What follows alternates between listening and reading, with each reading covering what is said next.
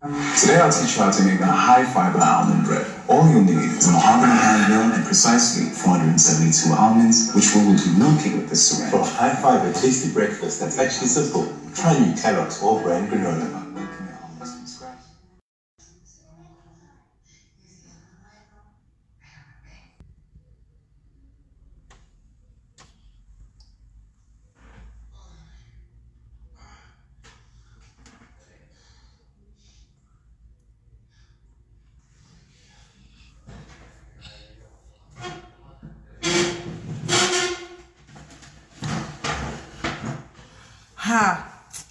Sorry guys, sorry.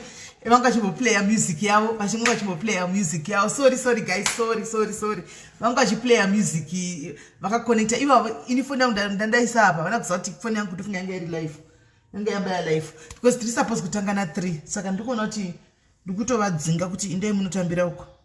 Saka vanga vafano kubaya. Itasagwa ne 7 minutes anyway.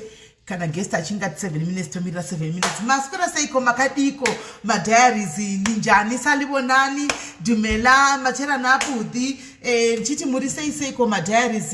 I hope maivene weekend yakanaka chaizvo makakomborerwa chose mukaita weekend yakanaka handitika aiwa tikusangana zvakare muchirongwa chezara nhasi uri muvhuro kudai tichinzwa nyaya dzatinosangana nadzo mukati mekurarama handiti sezvamunongoziva show yedu kufunga kutanga na 3 chaiko 3 o'clock ndopadzifunga kutanga saka tisarigwa ni 7 minutes handiti ende pane imwe show futi ya 5 handika pane imwe show zvakare ya 5 yesisimbi ichauya futi na 5 saka tichimirira hedu pasarigwa chi 6 minutes handiti 6 minutes to go asisi wigiri nizofika arisi bvudzi rangu here nhasi ibvudzi rangu wani nhasi nasi anapfeka wigi iwe ibvudzi rangu iri nasi anapfeka wigi ndakatokama musoro nasi ndakatokama musoro andakupfeka wigi nasi ibvudzi handitika ibvudzi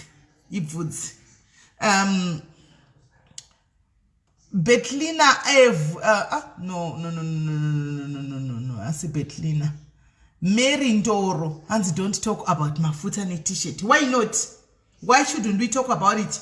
Na Mary Ndoro, why are we not supposed to talk about it? Toregerere kuzvitaura tine 6 minutes tinoregerere kuzvitaura tinorambidzwa nani kuzvitaura vedoregai ndigare nangogara nangokutaurirai pachena pano tingonzwanana. You now want to turn this page into a savage page, right? If you see kuti zvinoitwa pano hauwirirani nazvo guys, you are very free to just exit the group and follow the page. Anditika toda kusara nevanhu vanenge vane mapositive comments chete, vanenge vane vibe inoenderana nesu. Anditika you see kuti yesi privy, you see kuti iwewe hausi kuwirirana nezvinenge zvichiitwa pano, woda kutivigira yako mitemo, uruda kuya kuzochinja zvotanga tichingoita pagrupu. Anditika please you can just go woenda kune mamwe mapage amunonoita zvamunoda ikoko. Pano tita zvepano pano, it's all about love, it's all about positivity. We don't want any negativity. You are now turning page kwenda kusiriko. Anditika and we are not going to allow you people to come and distract or destroy page ratakafaitira so far pa 7 months atinadzo idzi kuti tisvike pano. Anditika tichitaura zvatinoda. Please Mary Ndoro, respect yourself and respect other people. That way ukapa respect no one zerwa respect. Anditika ndamboshtaura makuseni nyaya kuti pese savage ikai. It does not take you anywhere my sister. Azvina kwazvinokuendesa. Chimbogara pasi umbotesa usati wavhura muromo kochitaura zvinoshtaura makuseni kuti shoko raunenge uchitaura iroro zvaunenge uchitaura izvozvo zvino iwe uchifila kuti you are good uri kunzwa kuti uri bo. The next person aunenge uchifunga kuti ruda takomberere maoko unombofilawo here kuti mumwe munhu unenge uchidza feelings akakamira sei. Anditika if you cannot come here and interact with other ladies and men, please my sister you are allowed to exit. Tosara tiri vashoma takadaro asi tichifamba tiri negwara rimwe chete. Anditika thank you very much. Hatisi kusamudza nasi tangotidi tifudze chikamu tichiudzana ipapa pachokwadi chakangonaka tisingaputsukama handiti. And ndoda kuzongotendawo zvakare vese guys nemafuta abuda mafuta aya hasi handisati ndatomumaona hasi tasvika maoko mangu hasi ndapiwa ndangosendegwa iri pawhatsapp kuti ndakangoisa pressure kuti kona imi saka munopedza rini handichika munopedza rini ndokunise ndasvikanzi aiwa kuti akuda kuona nenyaya yepressure kuda vaita mamistakes wo kunyora wangu aida kumutaridza muya handiti maona ndikato saka thank you very much kune madiaries amhanya kuwatsa kuinbox akati simeli mama tokanda but pane maspellings aripo era inasina kana kutombozviona ndinoti ndaimi madiaries ndimatomhanya kundisina auya kuinbox wese ndofunga kwaya vanhu vakawanda kuinbox nosvika kana kuma25 thank you very much ndochinonzi rudo ndochinonzi mudhai ndochinonzi mudzimai ndochinonzi rudo.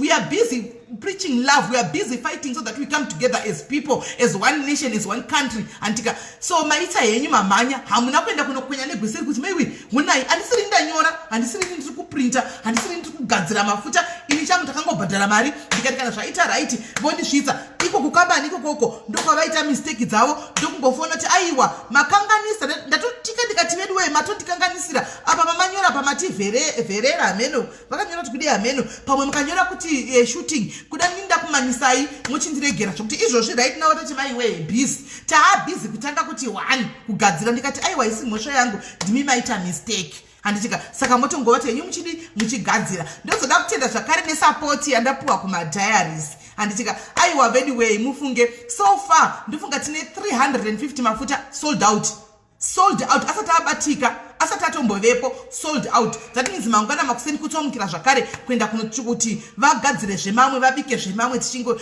zvinondandomanyisa veprinting company avo yezvimamistakes angaoitika handimaona saka instead yekuti we should fix one another's crown instead yekuti tiseka handisi ndanyora chero ini wacho ndogona kuita mistake mukunyora chaiko ndogona kuita mistake yekutonyora asi hazvo zvinosekesa handichika tove chembereini handichika chinhu icho ndogona kuve ndisingachizivi hazvisekesi asi kuti zvinotoita kuti imi mutoti aiwa apa pakanganiswa pagadzirisai munogadzirisa handichika ndosaka tichihoseka vana baba mabhurugu avo ukaona baba wako vakashamisa bhurugu handiti vasina kuvhara zipi instead yekuti vaudze kuti mabhurugu muna kuvhara zipi zvakanaka here munatonga kuseka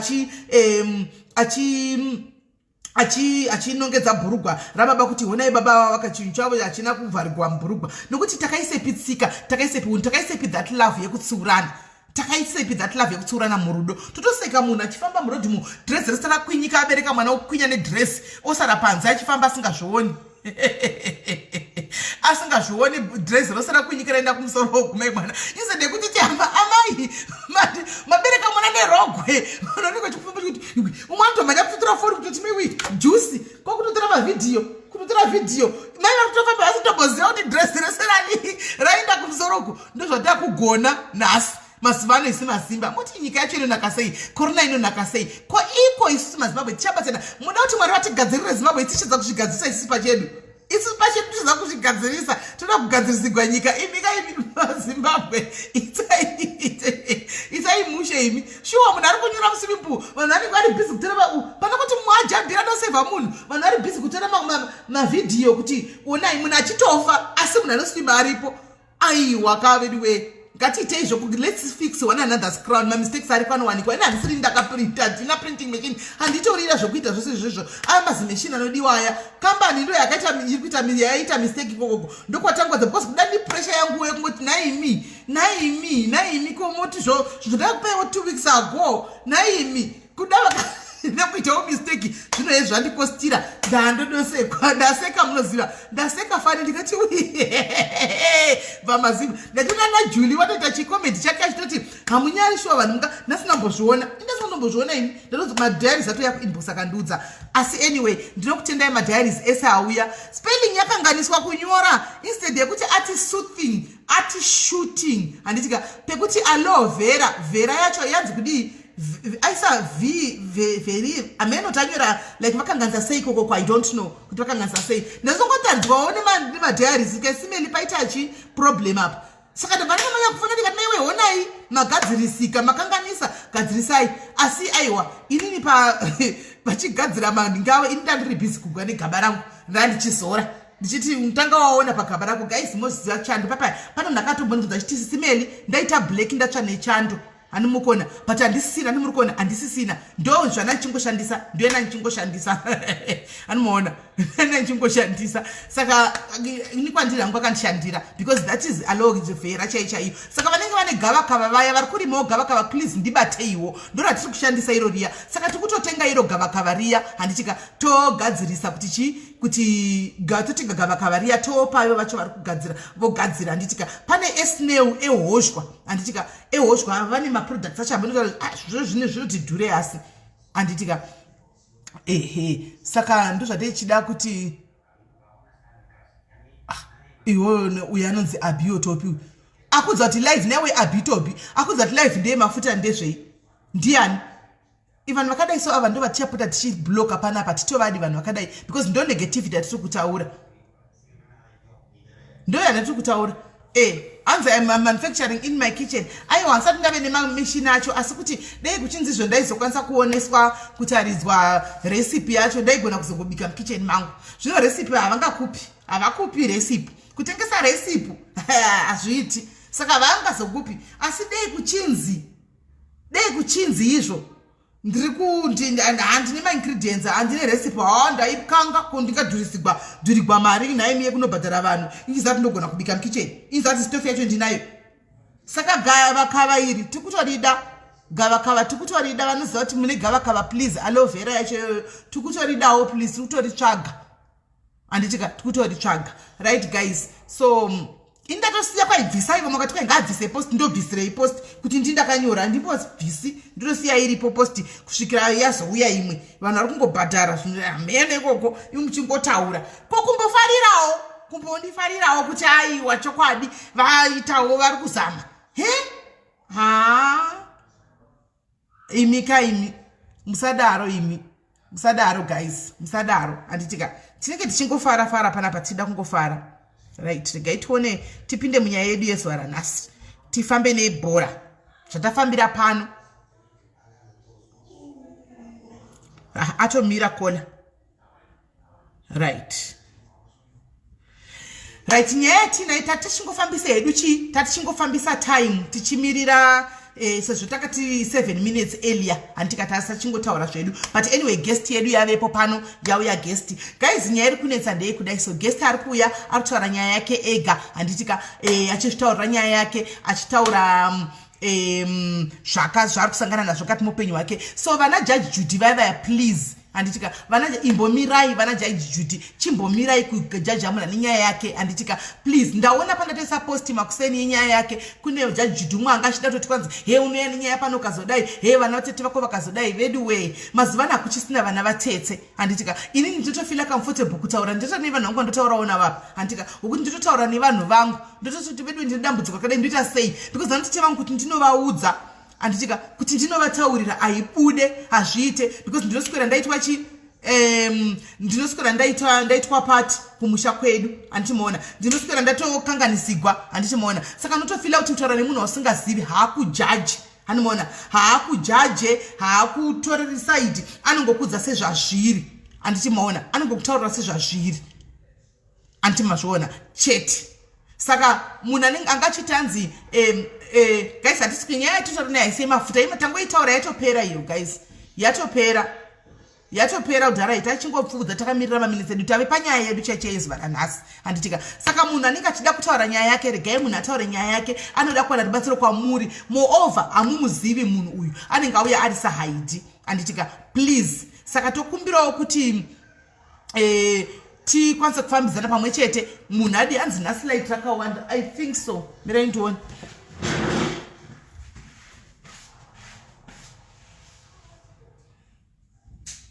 handisi kuti ndikatowedzera light rachona rinobva ranyanya kuwandisa here ndikawedzera light rinobva ranyanya kuwandisa here handisi kuziva I think light iri kubuda neapapo ndo pari kubuda nelight apo zvino karoda kundigwa kumushando panonetsa saka handiti ari kuti nyaya vedu kune nyaya yanetsa ari kuti inini handisi kunzwisisa guys kana munhu uine murume wako handiti akamboita umwe mukadzi akasiyana nemukadzi hanzi pictures black I think light iro riri kubuda neapa handitika akasiyana nemukadzi kantidai toni kuti kadai richiripo here light racho kana takadai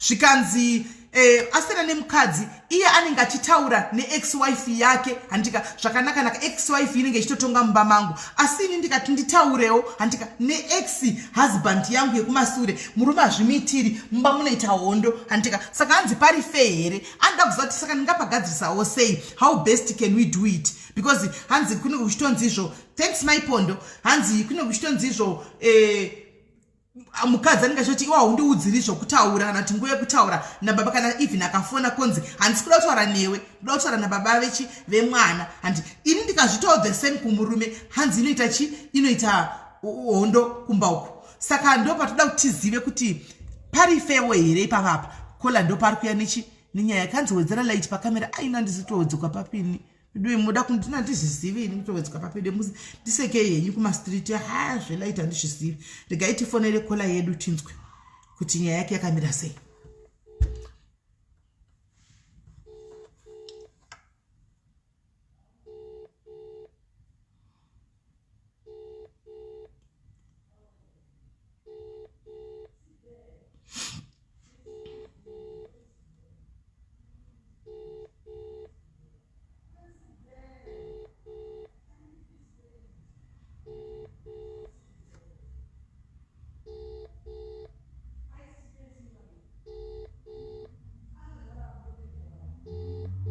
Regai angachitry kuzvasenda message izvozvi so one regai tione asi network mirai tiite kumufonera direct tione.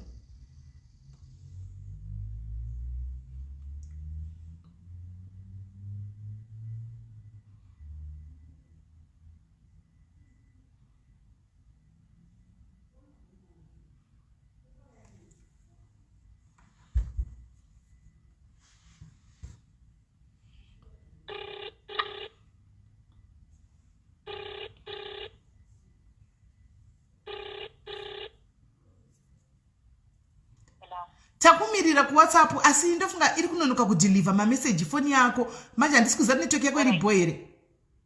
Alright, regai ndifoni ne WhatsApp kondo kufona kalamba ipi yacho. Iyoyi. Alright, regai ndifoni. Alright, sharp.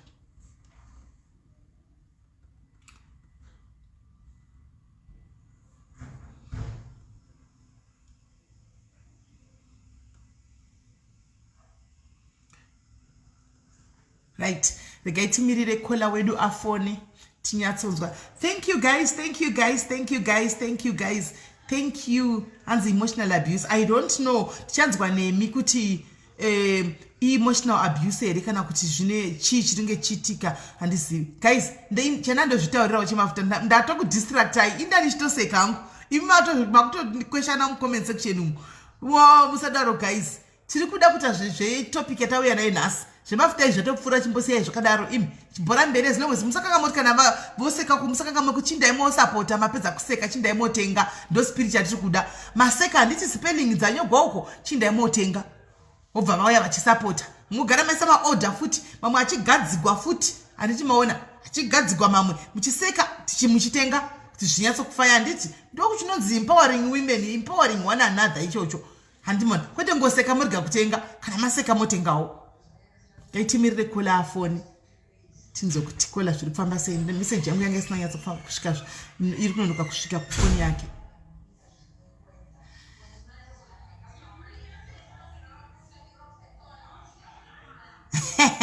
Anatolia. Alright, hands calling now. Alright. Phone ako tiripo. Right. Akufona. What's going on? The network yake famba shikanaka.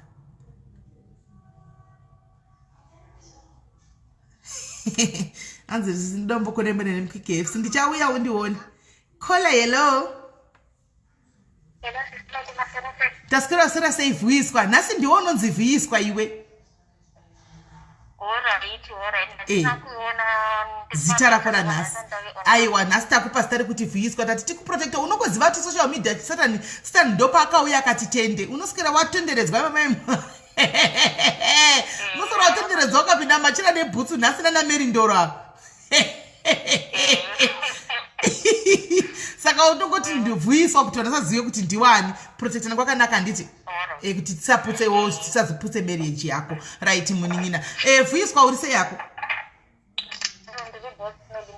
aiwa ndiri right saka tokumburawo kubvunza kuti chakuita kuti usvike uzondifonera papa uti SIS MELLY pane nyaya yakatekata ndoda kuti imbosvikawo kumadiaries timbonzwawo madiaries pfungwa dzavo kuti dzinofamba sei chakaitika handitika chii ya inini nyaya yangu yakamira so ndiri mudzimai yanga akamboroorwa handiti. Okay. Saka nemwana wangu ndiri kudanana nemurume wangu wandinaye anga akamboroora ane mwana. Okay. Ane mwana anga ane mburi nemukadzi saka takazosangana atosiyana nemukadzi. Okay. Saka nyaya iyi ndakaona pane show yakataura ikataurika nyaya yekuti mukadzi aikomplaina achiti murume wangu ari kutaura neex-wife yake. Vanhu vakamubhasha vakafona vachidii but vanhu havana kuandastenda kuti situation inenge ichifamba nemunhu anenge ari munyaya iyoyo yakamira sei. Ndosaka ndafunga kuzoshaya yangu nyaya. Saka inini wangu murume anotaura neex-wife yake. Saka vachitaura neex-wife yake ndinosvika pakubata nokuti vanotomboudza navana miss you. Okay. Saka iwe kavaudza kuti musataure misoro wati zvinoita sekuti wave nedambudziko zvanzi nokuti ndimaire vana vangu nokuti anotosenda vana miss you ndimaire mwana. Ane vana vangani? Ane vana vangani? Ane mwana one. Ane mwana one. Saka vanenge vachitoitana I miss you na maigura na ex-wife kwenda. Saka wakaona vane makore mangani vasiyana? Ndakatosangana netingangosiyana ne 3-4 years. Ende pakudanana tikatoita 3 years ka pasina munhu ex yanga isikatauri vaingoti vakafonirana kubvunzana kuti ari sei mwana oro wati papasina communication iri that deep. Alright. Saka paakazoziva kuti kune munhu akugara nemurume uyu neex-husband yake ndopaakazotanga kuti kana achitaura matsatsi ake anenge achitaura namiss you oro ndingasvotesa ndototi inini ndikangoibata meseji ndichipindura munhu iyeye anotoziva kuti apindura apa haasisiri ex-husband yake ndine ndatopindura anototanga kutituka kuti uyo haufa kundipindura ndofa kutaura nemunhu andakaita naye mwana achiti iwe haufa kupinda paanything. Nyange ndikafona ndikati mwana arwara uriwo Alright. Mira, bata wakadaro. Kola ari kuti kune vari kuti havasi kumunzwisisa. Kola vari kutaura kuti hanzi izvo ndakamboona pane rimwe group munhu akanyora nyaya yake handiti anyora nyaya yake yanga iri in connection nesituation yake iye handiti hanzi asi kugroup kwaka instead yekuti vanhu vamubatsire vanhu vakamutuka. Zvandani ndichimbotaura zvati tine mentality kungoshaudhana maZimbabwe nokurwadzisana hatikwanisi kubatsira munhu auya nedambudziko chairo unotoseka unototora picture oda kufona oda kutora mapikicha handiti. Saka Kola ari kuti ye akazozvitarisawo situation iyi ndo iri kumba kwake akasangana nemurume wake arambana neex-wife yake vanga vatove ne3 years vasiyana ndobva aroorwawo iyewo anga ane previous marriage yaanga abvawo kwairi. Saka umwe ane mwana wake umwe ane mwana wake. Saka anzi chakakuroorana zvakanaka zvinhu zvese vakagara zvakanaka asi pagore rechi3 mukadzi akazoziva kuti murume uya akugara nemumwe mukadzi aziva kudaro hanzi mukadzi uyu anoti akambobata mamessages vachitoudzana kuti I miss you murume neex-wife yake kwendai handitika zvadaro hanzi ex-wife inoti ikafona iye mukadzi uyu aripoyu ari pafoni izvozvo uyu Vuyiswa akadayira foni handiti anoudzwa kunzi handisi kuda kutaura newe ndinoda kutaura nababa vemwana wangu ini chero ndikafona chiti mwana arwara iwe hauna kodzero yekubata foni yangu handitika ndinotaura nemurume wangu kwete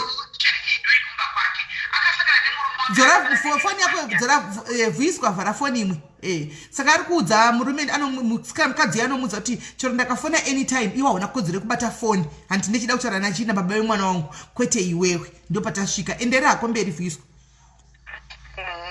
Saka ndakatombonyora hangu mune mamwe magrupu ndichikumbira advice kuti zvofamba sei kuti vanhu vakasiyana vanenge vachitenderana mamwe mameseji asiri kuita.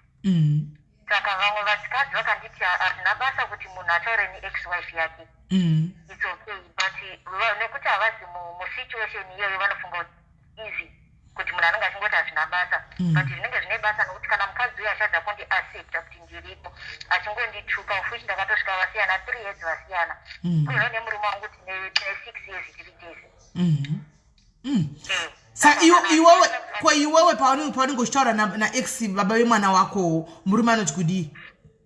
Hatombozvifariri anotochinja pese ototaura kuti handizvifariri mofakuita communication yenyu mese ndiripo kana mwana achitouya kuzoonekwa anozonge achitovepo izvo saka iye kweyo paunotaura naye uchimbomubvunzawo kuti kuona hasi zvamuri kuita here namai mwana anoti kudii anoti kwai munhu wangu ndomuziva ibenzi ndakatombozama vana bhudhi kuti ataure nana bhudhi akaramba anoti kwai ndoda kutaura vandakaitisana naye mwana ko iwe ukamuudzawo kuti ex husband yako ibenzi unomuzivawo ukamuudzawo kuti murume akusvika akati anoti ndoda kutaura newe tiri 2 handidi kuti murume wako wavepo anonzwawo sei anopindura kuti chii ipapo vangotaura kuti izvezvi yangu nokuti akatozosvika pamunditipindura munhu wacho mameseji ndopandiri kuti ndikangomupindura mukadzi yeye mameseji anonditsvuka anototaura kuti hautauri neni anything ndotaura baba vemwana wangu saka mwana kana chiuya hauyi here kwamuri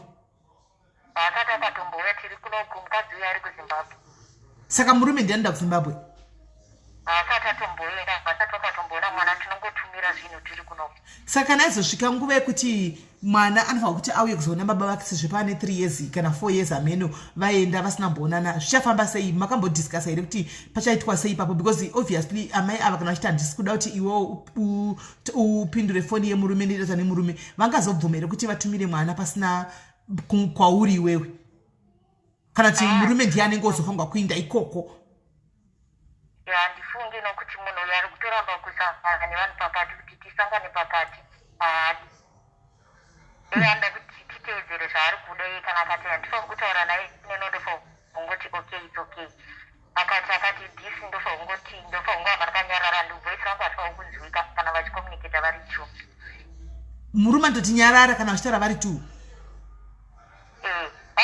iye mukadzi murume wangu anoti izvoni ndoda kuti mutaure but kana iye asingadi ndoita sei nokuti unogara une stress yekutukwa but I think my sister kaunowa kumbomubvunza kuti oright sezvo mwana asati ambouya kasofa iwo wavepo pamuchazoda kuona mwana saka what is going to happen achamuona sei ipapo pauri kutonetsana nhasi nyaya iyoyo takatombomufonera mukadzi iyoyo mazuva apfuura 2 months back achitongonzi izvoni iko nonofanira kuaccepta munhu aripo zvekuti unofona uchimutuka aupaona right yekutuka iye unotuka inini murume wako muex husband yako saka anoramba tingotaura kuti handiteerere izvozvo kana musingadi regai communication acho musafonere mwana wangu uyo anything sure saka iwo zvonge zvokurwadzawo manje kuti iwe kunaba kana uchida kuti baba vemwana upa concerning mwana sezvo mese mune vana from a previous marriages enyu iye anenge achida kuvepo asi iwo unonzi hautauri nyarara ndinoda kutaura yo saka pakaipa yo saka uri kuda kuti madiaries apa akubatsirei nemuningini ndachida ngoti vanhu ndaitonzwa kuti madiaries kuti vanondibatsira kuti ndochaseiwo nesituation handinayo imba yangu ndoida tave ne6 years ndinayo murume uyu saka kuti ndisiye imba 6 years iri kunetsa kuti oraiti sandinambogarira yese ndichimbobuda nemaage andini naindobuda ndopinda mune imwe futi imba and then what ndinda kuita sebenzi saka handizivi kuti advice andikaona ndeipi nokuti ndakaona vamwe vakambonditi hazvina basa ngavataure but kana ex-wife iyi every conversation inoitiwa inotangwa neex kwete kuti nemurume wangu ex-wife ndoinotanga kumaconversation each and everything good day ko mwana uyo ane makore mangani mwana uyo anenge ane 11 ko saka pa 11 ezi augoni here kuti umbosugestawo kuti at least akura akwanisa kudayira kana foni so that you buy a phone momupa kana achida vongofonderana pafoni zvisina mai ava mukati because ava mai vachagodei iye mwana ane 11 anotaura kane mwana ndoyatakapedzisira taisa iyoyoyo but nematauriro avakaitirana musi wotumanzi ati kutaura ipapo akatoramba kati handichandi communication nemi kana musingakwanisi kuti nditaure nemi kuti mwana arwara kana kuti handikwanisi kuti muite any communication chiregisa mwana wangu ndochengeta ndega torarama musika asi murume wako akabvisa mari zvokuroora here kwauri iwewe kole akangobvisa tsvakirai kuno wakabvisa tsvakirai kuno chete but pa 6 years apa unoona achizoenda kunobvisa imwe mari hatiri kutounganidza mari tatounganidza tatongomirira hedu kuti lockdown ipere tikokwanisa kuti toita sei kuti mari yacho ifambe ichienda kumba but ndopari kondinetsa kuti oraiti anonobvisa nesituation iripo yazvokutadza controller right now tozoifambisa sei right uyu akagara nayo only for 2 years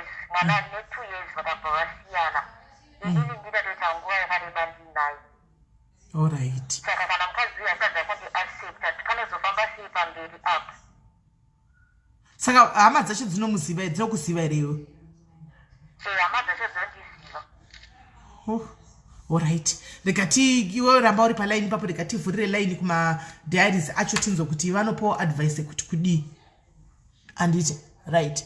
Ma diaries ndakuvhurira line kwamuri anditika so that we try and help a sister kuti ozviita sei panyaya iyi anditika anzi murume wangu ndomuda imbe yangu ndoida anditika saka advice yedu ngaisava advice inoputsa umwe munhu anditi pana atiti zvekuputsa atiti zvekutasirana pasi atiti zvekudzikisirana anditika ngaive advice kuti tibasirane naye kuti marriage make oita sei zvofambiswa sei because muri kuona situation iripo guys murume inini hangu according to me is being selfish yekuti is allowing this lady kuti atonge mukati memba yava iye ndiye akutokola mashots ari kuko kwaari kuko handimaona asi vakanga vasiyana kudhara handimaona so uyu wakati ane mwana wake waona na ex husband wo handiti akatataura kuti baba mwana wake muri mota handizvidi andoda kuti ndirepo inini saka pari fera pangaitwa setingabatsira sei Vuyiswa uyu kuti zvinyatso ku zvibalance na iyewo afilewo kuti I don't know kuti afilewo kuti ari welcome mumba imomo kana kuti afilewo kuti marriage arimo nokuti baba musikakadzi ari kutokola the shots and my messages ekumboti I love you I miss you panofamba sei anditi maona panofamba sei saka right guys ndavhurira malines kwamuri kuti mufonewo mutaure ne-sister edu iri pano iyi tinzwe kuti iye pachake anditika angabatsirikana sei going to one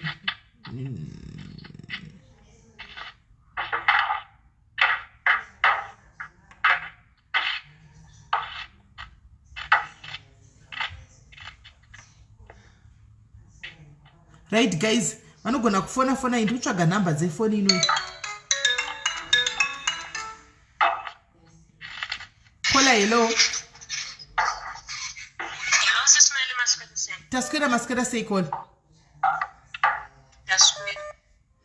I was in the same situation na my other. Mimi ndakangoti ndishirorwa ndobva munhu auya kuzosiya yangu inge yakatitsiya because takatouya kuzosirwa mwana wacho and by that time I was pregnant with my first daughter and mwana aiti akaenda kuweekend kwamai vacho aidzoka achiti shanje muri hulela deti imimi mwana mudiki so yeah okay so problem inoitika nevakadzi ndeyekuti we want to treat varume ava as matoe ekumahumbwe ekuti ndini ndakatanga nayo ndini first ndini ndiripo ndini ndiri panyanga and I always have relevance in his life another problem yandiri kuona futi panyaya yavuyiswa ndeyekuti murume wacho needs to stand his ground kana asisade zvemukadzi uyu ndiye ega anogona kugadzira demarcation line kuti unotangira apa wogumira apa because zveshuwa zvinorwadza kuti munhu achiri kutolereta ex yake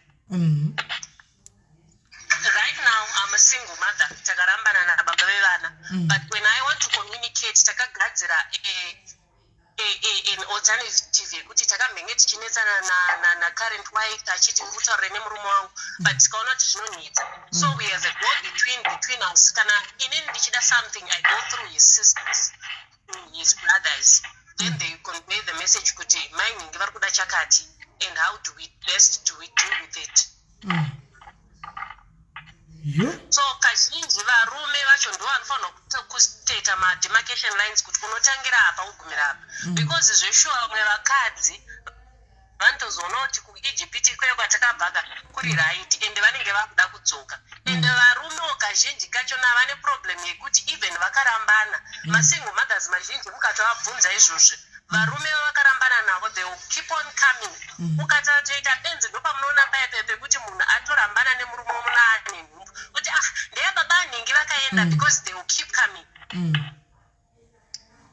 saka chinongodiwa apa ndechekuti murume uyu ngaagadzire mademarcation lines ake because first of hangu handisi kuona zvangu zvichijeka ini zvekuti anoti saka uda kuti ndiite sei iye ndiye anoti zvakati no yes he needs to stand his ground kuti this is what it is I moved on so did you unotangira apa ugumira apa mukadzi wangu anoda iso respect yemukadzi wake ndiye anotofanira kutoisimudza ko iye kuti kola vanozomboona mukadzi anozomboona mameseji akanzi I miss you mungataurawo kuti chiya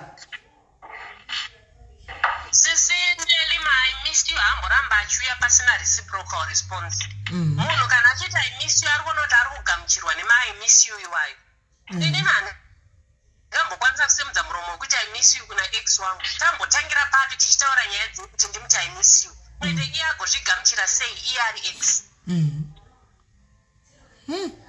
yeah. So the boy is murume uyu ndiye anofanirwa kutangira kutsvaga pekuti panotangira apa pogumirwa apapa ndiye ari in this situation ndiye baba vemba ndiye anogadzira mitemo because toziva kuti mitemo yemumba inogadzirwa nababa ndiye anofanirwa futi kusimudzira mukadzi wake because if he doesn't respect his wife no one will do that for him.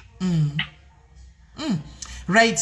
Hey, thank you very much, Kola. But maybe I would love very much timbonzwawo vakadzi ma ex baby mamas ari pano kuti why is it kuti munoda kutonga varume vamakasiyana navo vakaita move on nevamwe vakadzi timbonzwa ivo timbopa mukana wekuti vambofona vari ivo timbonzwa kuti chii chinenge chiitika are you trying to trap kudzokera kana kuti kudzokera kuvarume ava nokuti maona kuti aita move on here nemwe mukadzi kana kuti zvinofamba sei timbowapawo mukana vambotifonera panapa timbonzwa kuti zviri kufamba sei because nyaya ika it's a very big issue handiti it's considering kuti tine Even ex-baby mama myself, because I don't know takatozoita alternative yekuti takati we should do this because zvaito need. Alright, maybe imimi makaita sezvo because makarorwa handiti. Ko baby mama inenge sina amuna urorwa. Ndakurorwa, I'm still single. Oh, saka baba yemwana mwe okay, muita zvokuti kana mishana nawo muita through kuenda una sisi vana tete vemwana. Yeah. Okay, no, that's fine. But imimi amumbo uye rekagodo kakatokotokonyo mukati menyumo kuti murume wangu kunge muchiri kumuda. Kana sisindali handitokonzwi godo. And then he used to come achitoti ako ngatidzokera nei ngatidai so and they will still come ukatova tolerate unotoipiwa umwe mwana watorambana naye. All right. Okay, right. Thank you very much, Kola. Regai tinzwe vamwe makoza ari kuwanda vari kufona manje pa wrong phone, vari kufona pa phone na Kola. Regai ndikate maita basa Kola. Thank you very much. All right, sis man. Sharp. Right. Ndipewo guys, ndakumbira number ndosiwa na comment section. Ndakumbira ka number ndipine 071 chi 01 chi 010 071001 chi. Ndakumbira ka number mu comment section. Comment section. Ndakumbira number.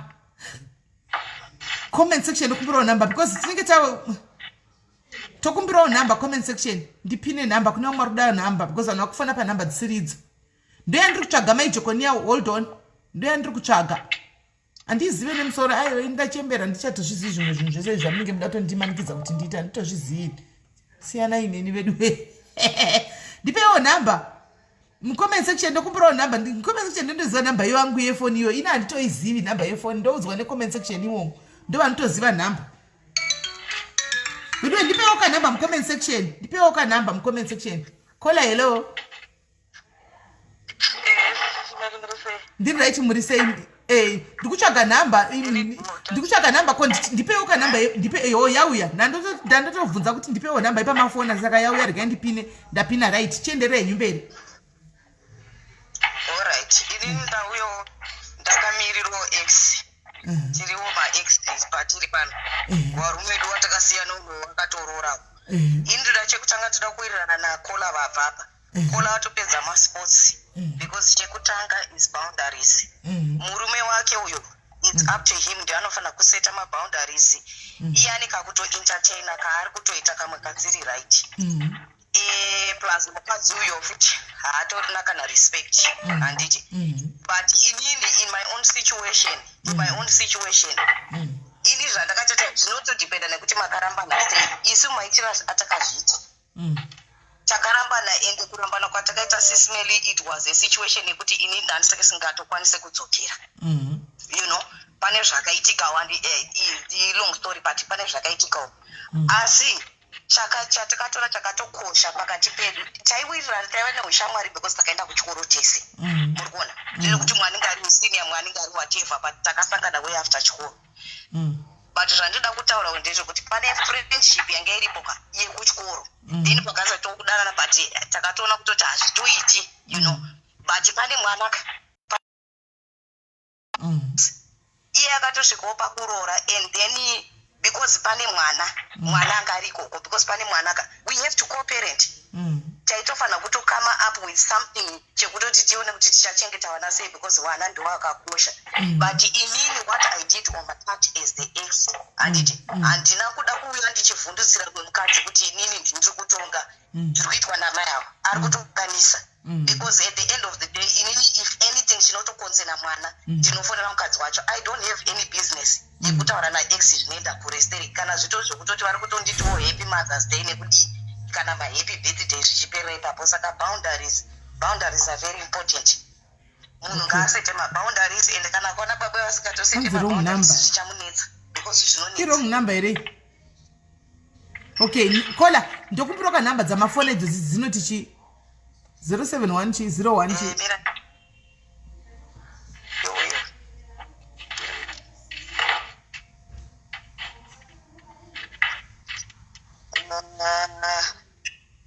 ndakakuseva ikeni 071 010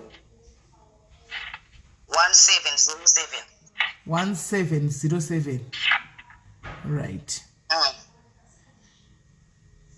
day one yanga itwa wrong yanga yapinwa iri wrong right saka imimi ndimi makauya nepfungwa dzenzo kuti kana nchida kutaura rega ndiende through mukadzi manje pane situation yakola mungamupawo advice kuti kudii because right now ava vari kutonga vari kunze uku kuda vakunzwa kagodo kekuti toda kudzokera kana kuti kudii handizivi aiwa uyo atorina uyo mukadzi uyo wakauya mukadzi uyo anotodi maprevious ake asina kupera ndo zvandikuedza kutaura ane maprevious ake asina kupera but at the end of the day kutongororwa nemunhu ane mwana kwagara kunonetsa kana usina mwoyo wakasimba anditi ndo zvandataura kuti murume wake anofanira kuisa maboundaries iye mukadzi uyo anotooneka kudherera if this husband is still allowing mukadzi kuti otopota achitotuka futi nemukadzi wacho aripo because of mai vevana vafona it doesn't make sense maboundaries anotofanira kusetwa zvake nemurume wake ndura kutongotida koiye kuti murume ari kutaura kuti izvo ndozvaari ari stubborn ndikati ndimuudze anozondiporongera tingati kudii apa aiwa ari kutozviitisa zviri kumufadza zviri kutomufadza zviri kuitwa nemukadzi uyu saka handisi kuona zvangu madiro anoita mukadzi wake uyo aripo kusvikaisa maboundaries because anofanira kunge achitoziva kuti it hates his current wife saka zvinenge zvichimboitirwei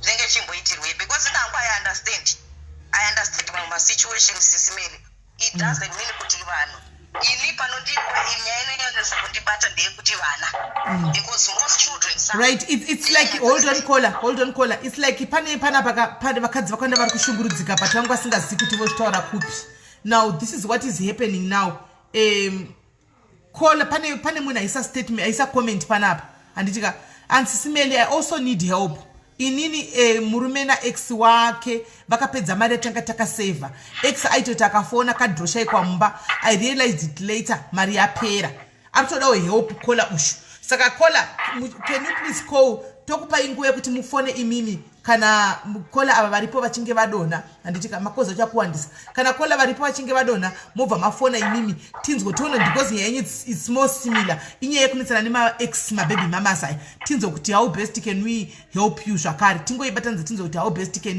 can we help you sezvo dzimba dzenyu murimo mukati medzimba muri kudzida kola enderai mberei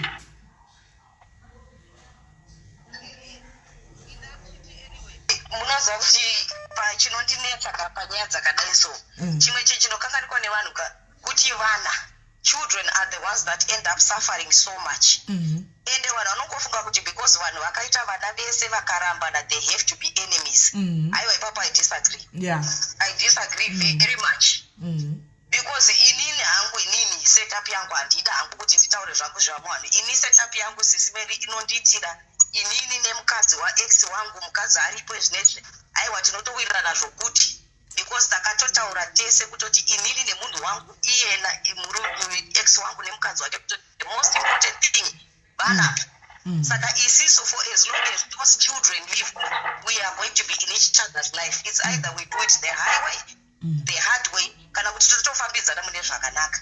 Saka inini hangu no, my boundaries have to be set and respected. Full stop. Right. Thank you very much, caller. All right. Thank you very much. Okay, cool. Right. Ko nyazi chitsango ameno. Caller, hello.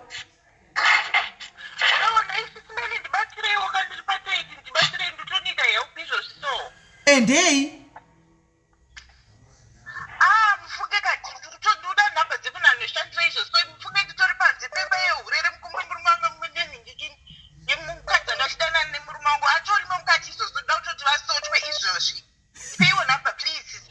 Saka mainda kumba kwe mkwe uhuri mkanona mrumo nyariko.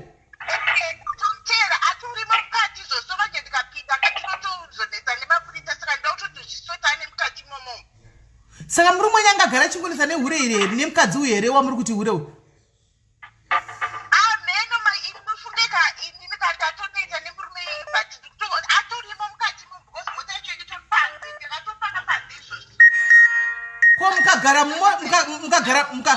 Mukagara mota kuti abude pa ausvike pakubuda panze azviti.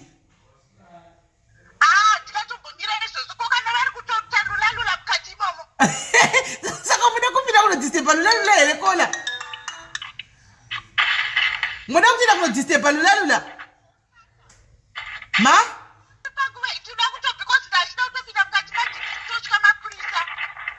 Muzimba here mukadzi wacho. Mudzi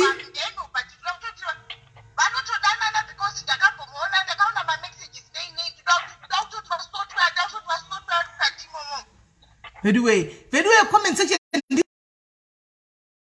number bakola bawane kubatsirikana fast kwanzi it's emergency. Kwanzi it's very urgent. Vaisire number mu comment section ndivape isai number please ndivape number abado tukai kwai muruma ntori mwezo zvipo mwarutorwa lula isai number guys kwai it's emergency. It's very urgent. Isa you number call him. Isa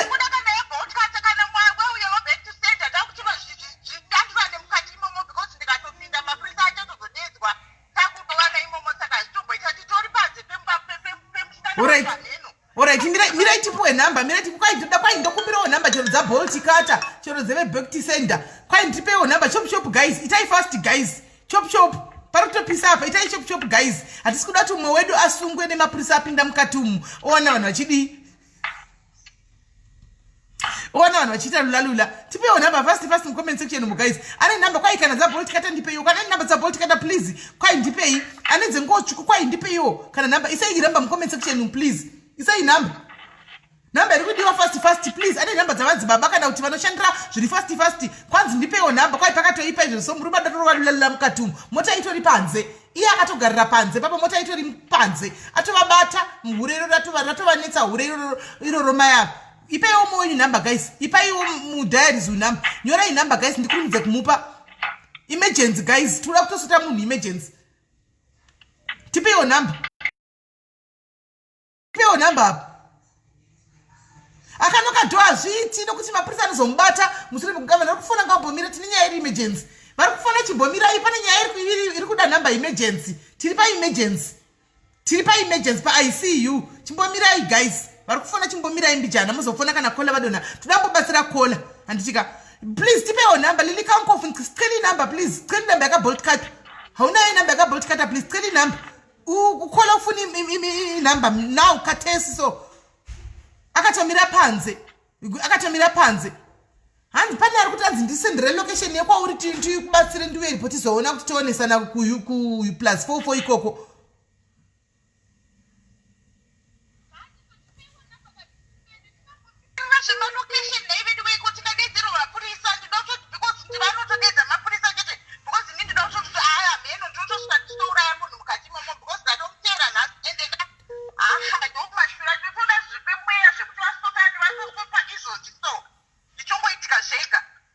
please Michelle Mangwe tipewo number apa please tipewo number Michelle Mangwe padeswa message yapinda pane message yauye mire tione message iyo zvipanapa handi mazviona kabe muchida basa kundituka ndo nhamo dzanenzi nadzo dzenyu dzanei ndakatakura idzi imi basa rangosora muchingondishauta panapa madhiaris munoda kurohwa muchatenga cold drink mirai tione what's happening panapa inenge imwewo nyaya aiwa iyi ndeimwe pane imwe nyaya iripo panapa okay haisiriyo alright hanzi bolt kata namba dzawanikwa idzo namba dzabolt kata dzawanikwa muripo here kola nyorai pasi kola nyorai pasi namba dzawanikwa nyorai pasi namba dzatoya dzakawana nyorai pasi mune pekunyora plus 263 Okay. 77 192 Yeah. 19 Yeah. 76 idzo dza bolt cutter then poita dzimwe dzauya pane dzimwe futi dzauya nyorai futi idzi save hai fast kola save hai fast vanhu vakatota lulalula save hai fast ai iyo muzanya brenda iyo namba iyo yakawandisa haisiriyo muzanya brenda haisiriyo aiwa iyo imwe yacho haisiriyo imwe yacho aiwa yakawandisa vanhamba ingabvisa imwe namba haisi correct namba iyi pane namba dzisiri asi muzofana bheki mchitu dzakati chiri kufamba sei apa ndokufanira manje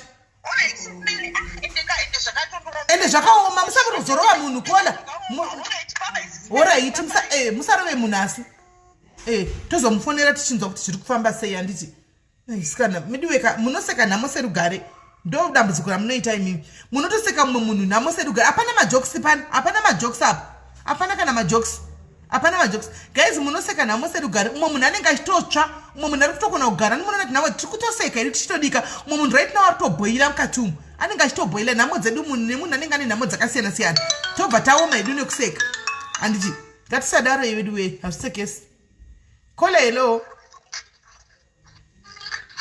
hello kola hi Hello, Sis Melly. muri right here kola Mushe, Sis Melly.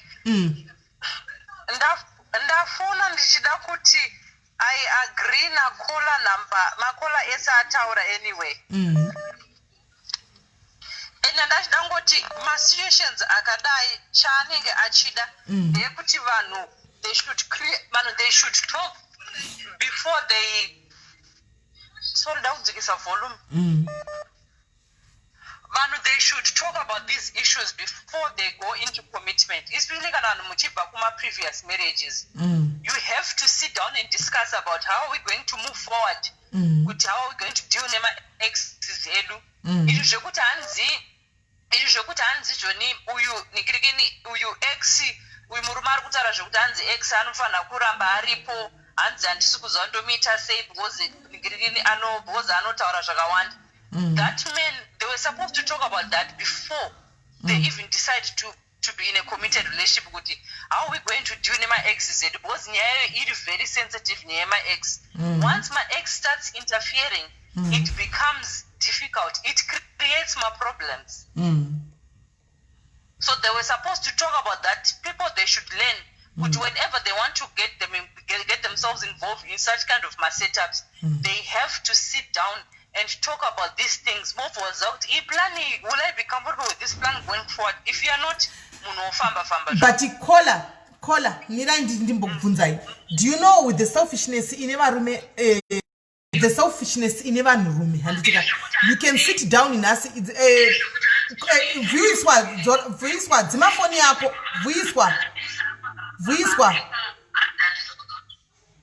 dzima phone ya imuti all right and unestable file munogara pasi nasika mortaurirana handiti konzi ndakunzwa handitika ndakunzwa hatoita saizvozvo maybe 2 years down the line handitika zvachinja odzokera back to zvinhu zvamakanga mutemo wamakaisa uyo wamakaisa meso yaka akuvhuna mutemo iwoyo ari kuti aiwa pakesi yakafana iyoyo pakaitwa sei ipapo sismeli ndopamune makuti you go back to the drawing board and said all right, so why are we now bending the rules because it's now your ex who's now becoming involved? Why are we bending the rules? Then you have to start weighing yourself. Is he serious or not? Because when are serious about marriage, you would do everything to protect your marriage. You would do everything to protect your partner. Honestly speaking, sorry, I get caller, but Murume doesn't sound like he's serious. It doesn't sound like he's serious. If he was serious about her, he would protect her at all costs. In this situation, he is protecting the ex and not the current wife.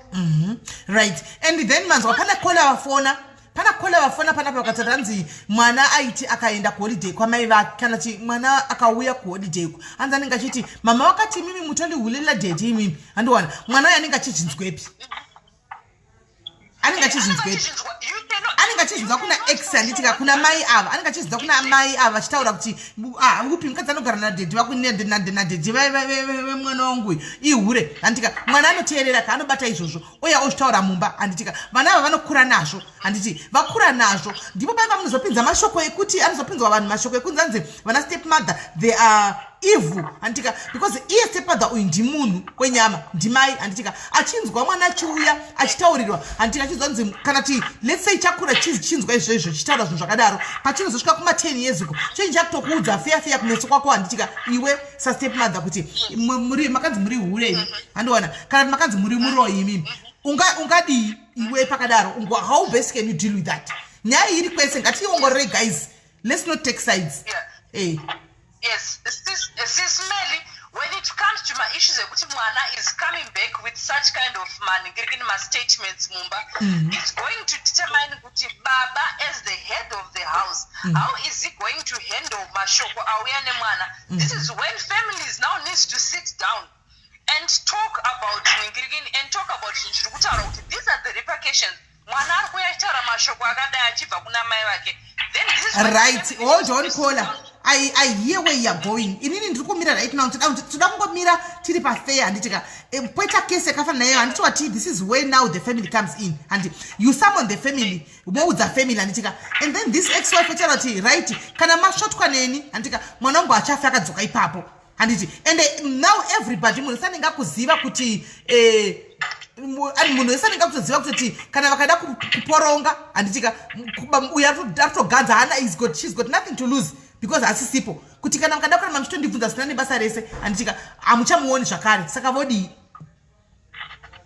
ipapa SIS MELLY ndopaunenge uchinoti uri kutodhira nedhimoni because iwe munhu kana uchinge wauya kuzoudzwa nevanhu kunzi iwewo mashoko ari kutaura they are going to damage mwana and relationship yemwana the current mother who's not a biological mother but she's playing the role of a mother muupenyu hwemwana uyu, it's going to affect mwana wako in the long run. Iwe uchiti uda kukaurisa mukatoona kuti muri kudhira nemunhu akadaro itori dhimondo rimwe yetsvina. Inini hangu personally what I would do is whatever she wants to do unongomusiya munhu oita zvaaroda kuita because ndo stance yaari kutora.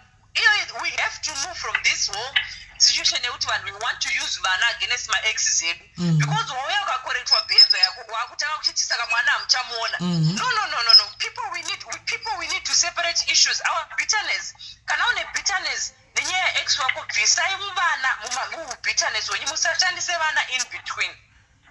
Inina hangu honestly speaking ukazwa munhu anenge akuti so you are now going to keep munhu away from seeing mwana because you have been reprimanded. Utori a serious problem iratogagiswa pauri itori dhimoni mweyatsvina teichoshanda nayo.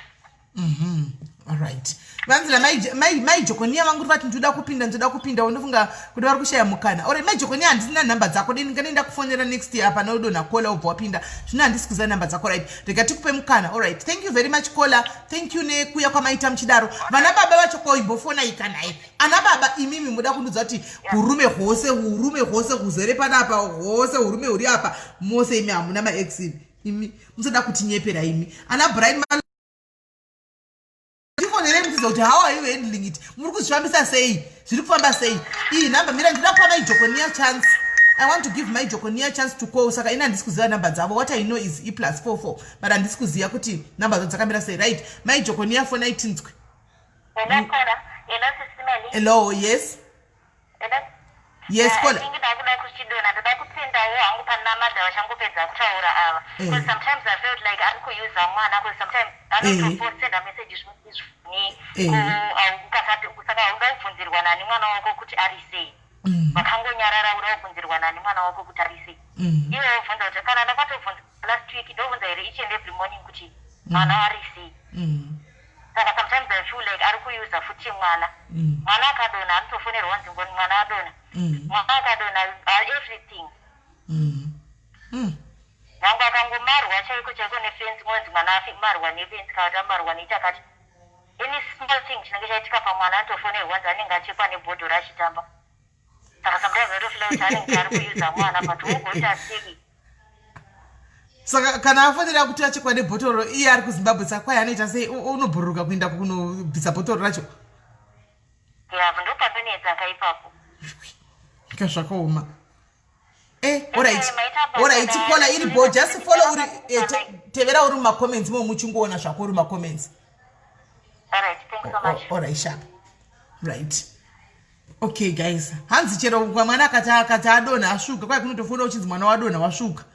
Akadi kuno saka it's like panenge pakushandiswa mwana apa. Andimona mai ava vanenge vakushandisa mwana andimona kuita haminoti toiti kuti mwana wangu akashandiswa handizivi, I don't know, but now chinonetsa ndechekudai so kushandisa mwana anditika as much as we can say kuti maybe it's good handiti kuti anenge achishandisa ke mwana wake but mwana ipa achazokura achazone zvaanenge achinzwa mai vachitaura nekushandisa kwanenge achiita mwana uyu achazoona here mai varipo ava handitika neziso rimwe chete. Problem inoitika ndeyekuti handiti isusu vanhukadzi hatizofungi kuti upenyu hausi hwedu, upenyu ndehwaMwari. Ko mangwana ndikafuma ndakati digi mwana uyu akazonogara kuna mai vaya zvachose handiti mona vaya vandaitaura mwana achinzwa kuti muloi saka zvichazofamba sei unongosipo wafa. Hello Kola muri sei? Aiwa zvakanaka tafonegwa nehono. Imbomirai Kola. Imbomirai Kola. Tafara chaizvo tafonegwa nehono ndimi vananyakupara ndimi vana kunyakupara mhosva vaiti vazvo handitika imimi ndimondudza muna here vana kuzvo.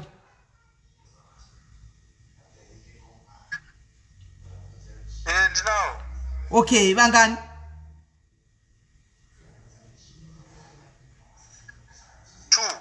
Alright. Saka maane umwe mukadzi here izvozvo?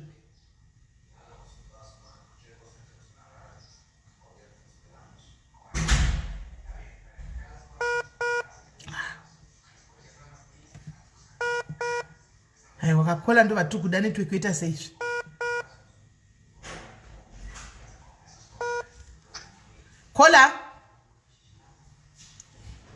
Kola hello.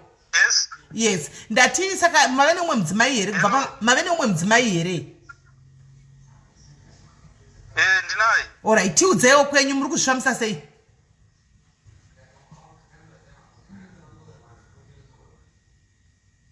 Vume kuya kwandiri direct because akaya kwandiri direct obvious. So dzimara tadzokera ndada kudanana futi. Alright. Kana achida chaanoda anoenda kune mukadzi mumwe. Unomutaurira kuti amai nini ndikuda chakati kumwana. Mukadzi mumwe ndiye anouya kwandiri. Akaya kwandiri ndada kutaura zvinhu sevanhu vakambosangana mugumbezi tine pamwe network wofuti kwai nokuti akaya kwandiri togona ngo direct kuna mai nini. Saka kokana akati handidi kutaura namai sekesi yakola vabvava oti handisi kuda kutaura namai nini ndoda kutaura newe feya modi. Alright, kana ndataura neni feya nanotaura nehanzvadzi yangu kana kutaura namai vangu havachandiudza zvauri kuda iwewe because iwo handina reason yekutaura newe. Kwakati handina ndisikuda kutaura newe feya.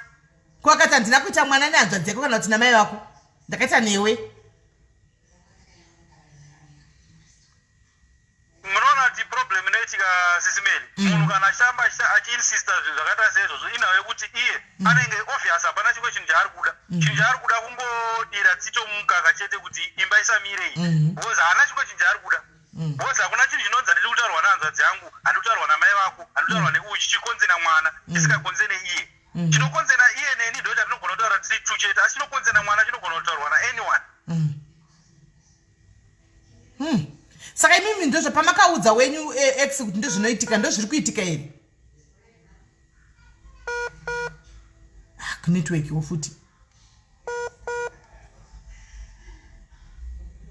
right panewo iyi comment imira ndipini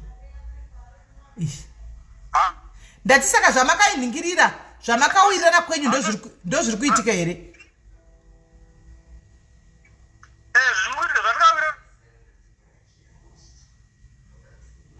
tiri vanhu varume rachokwadi tiri vanhu varume pane patinosvika patinoti chembere mukadzi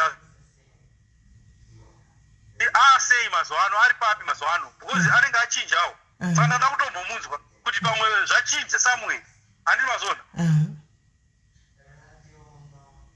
saka mukudzimara mukutaurana kwakwa todzimara tadzokerana saka zviri nani tigare taavoida kutaura tese oright saka knowing kuti varume imimi muri vanhu vari wika nditi payakambofamba napo mvura inogona kungonopfuura futi napo yes okay ipapo ndochokwadi ipapo oright ipapo ndochokwadi zvakafanana neuyo mukadzi ane nyaya yakafonawo nayo iripo chokwadi isiye kunyeba ndeyekuti ari pabarika asi haasi kuziva kuti ari pabarika chete hapana mainini apa murume vakutodanana kudhara ndosaka muri kuona meseji iri kupinda achinzi I miss you, I love you. Hakuna mkazi wakaramba nesimba rekukudza kuti I miss you kana usina kumbomudzewo kuti ndichiri kukuda kana kuti ndichiri kukufunga. Simba rekuti I miss you anorwana kupi kana usina kumbobvira mutaura iwe wakamuramba. Hey, pakaoma. Yes, at least kenyu kwenyu muri nani ko relationship yevana ava vakainda ava vanopota chuya here kwenyu. Vana vanouya kwedu. Respect. Panyaya respect yakamira seiwo kuna mai ava mumedhe menyu vamunawo izvozvi. Ava ndimama. Vanotoziva kuti ava ndimama zvekuti ndamainira hazvitaurwi. Vanotoziva kuti ndimama because mwana mudiki haanese kukontrora sesimeni. Mwana mudiki asiyana nemunhu mukuru kuti anokuudza kuti handisi kuda kuita izvozvo. Ndiye rinodaro kwete kuti mwana ane 10 years kana ane 9 years. Mwana ane 10 years unomubatsira bhadho akakuudzwa uchidaiwo so. Anobva atoregedza because akanga akamborohwa. Okay, right. Then paita comment ndapina panapa yanyorwa namai Alex anditi yanzi no, I don't even have Miraiton. I don't have any business talking to my nini, but I'm not interested in my ex at all because I was even muridzi wemwana. How do you address to that one? Sisimere ndakudza chinhu one. Mukadzi weakness yemukadzi communication. Ndopa pamunonzwa vakadzi vazhinji vachitoda attention. Ukapa munhu attention necommunication. Kunyange asiri interested newe vanodzimara interested newe. Handiri mazvona. Communication neattention ndozvo zvinokonzera kuti vanhu vadanane. Haizi nawe kuti ane mari kana kuti unomuda. Yeah, powerful. Now that is coming from a man, guys. Regaitinzo asi munombosanganawo here naye muyedzo kole kuti ivo ex ava vanombotoda kutokusejusai muri kwamuri koko. Chinoitika ndechekuti sometimes unenge usiri muyedzo kuti anenge achindida ezikundida chako chako but anenge achindida zvekuti audakuviringidza kuti zvidhakwe futi kana zvadhakwa ozowana kutaura zvaanenge achida kutaura mangwana handiti mabona so zvimwe zvinhu zvinenge zvichida kuchenjera hazvidi knowledge because kana usedzera knowledge yekuti ndoziva kuti zvinozodai hazvishande wisdom chaichaio ndo inenge yakutodiwa kuti avoid izvi rega ndigare nadai nhasi because zvinonetsa mangwana. Right. Thank you very much kola maita basa regaitinzwe varume wene vakadzi kuti kwavo zviri kufamba sei pamwe kuda zvinenge zvakatooma pamwe nyaya yacho inenge iri kwesewo pakuti maybe mai vanenge varipo vanenge vachiti handidi kuti toda kuibata kwese nyaya iyi hatisi kuda kuisirira because tinogona kuwana masessions ekuti varume futi munogona kufonawo pano muchira kuti nditore ndambudziko nemukadzi wangu ex wife haana problem handitika but present ndiye atoripo haatodi kuti nditaure nenhikikiri nevana vari koko saka hatisi kuda kutora sai toda kungoivhiya kwese toda kuibata kwese nyaya iyi handitika toda kungoibata kwese tinzwa kuti nyaya inofamba sei. Network yakola. Alright. Network yakola.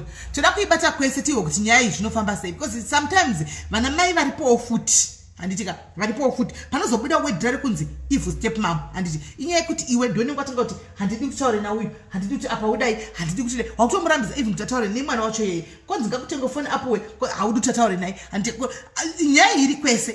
nyaya iri kwese saka guys umwe nemumwe panapa anomira neopinion yake anomira nezvaanofunga nezvaanobhelievha handika pakupesa tozoona kuti tingabatsirana sei hanomaona saka ngatifonei tinzwe kuti nyaya iyi tinoita sei, nyaya iyi ingamira sei, because nyaya iri kwese. And 1 ina step mom, 2 ina baby, ina ex baby mama, 3 antika ine vamwe vana. Then kuna zvinhu zvokuti let's say maybe for instance kunzwa ne vana vanenge vatokura, handiti maona akura mwana uyu, handitika zvaakakura achinzwa namai anogona kutoudza kana ivo step mama wacho kuti hauntauriri anything iwawo simai vangu iwo. Mwana pakadaro step mother varipo pakadaro vanozozvitora sei? Saka nyaya iri kwese toda kuibata kwese. Kola hello makadiya isisi right here. Mirai mai jokoni andokufonera ibheki, ndaona mamusitira kufona pane imwe foni iyo. Mirai ndokufonera ibheki papa kana kola vadona. Hello taura yenyu kola. inini ndiri exiwo but nyaya ndoda kutaura ndeyekuti masecond wife aya ane manyemwe, ane pamuromo. Hatisi tose tinoti kana tabva pavarume tinenge tichida varume ivavo.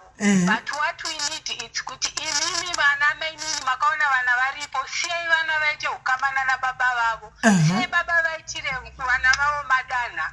Isusu vamwe takatoita move on nelife yedu. Ende futi varume venyu vavo vamunoti varume ava ndo vanotozoda kuuya kwatiri vaona tatopenyerera tasweshera mangedu voda kudzokerana nesu. But isusu vamwe hatitombovani kana. For example yangu inini ndakarambwa I think 14 years back ndine vana vangu 2. Ndakasirwa mwana mukuru ari grade 4 nawa kuuniversity, mudika form 4. Murume akuda kutanga kudzoka iye zvino nekuti vana vakura. Saka inini pandakamuramba akutanga kundudza kuti vana havasi vake because ndamuita sei ndamuramba kuuya kwandiri ini.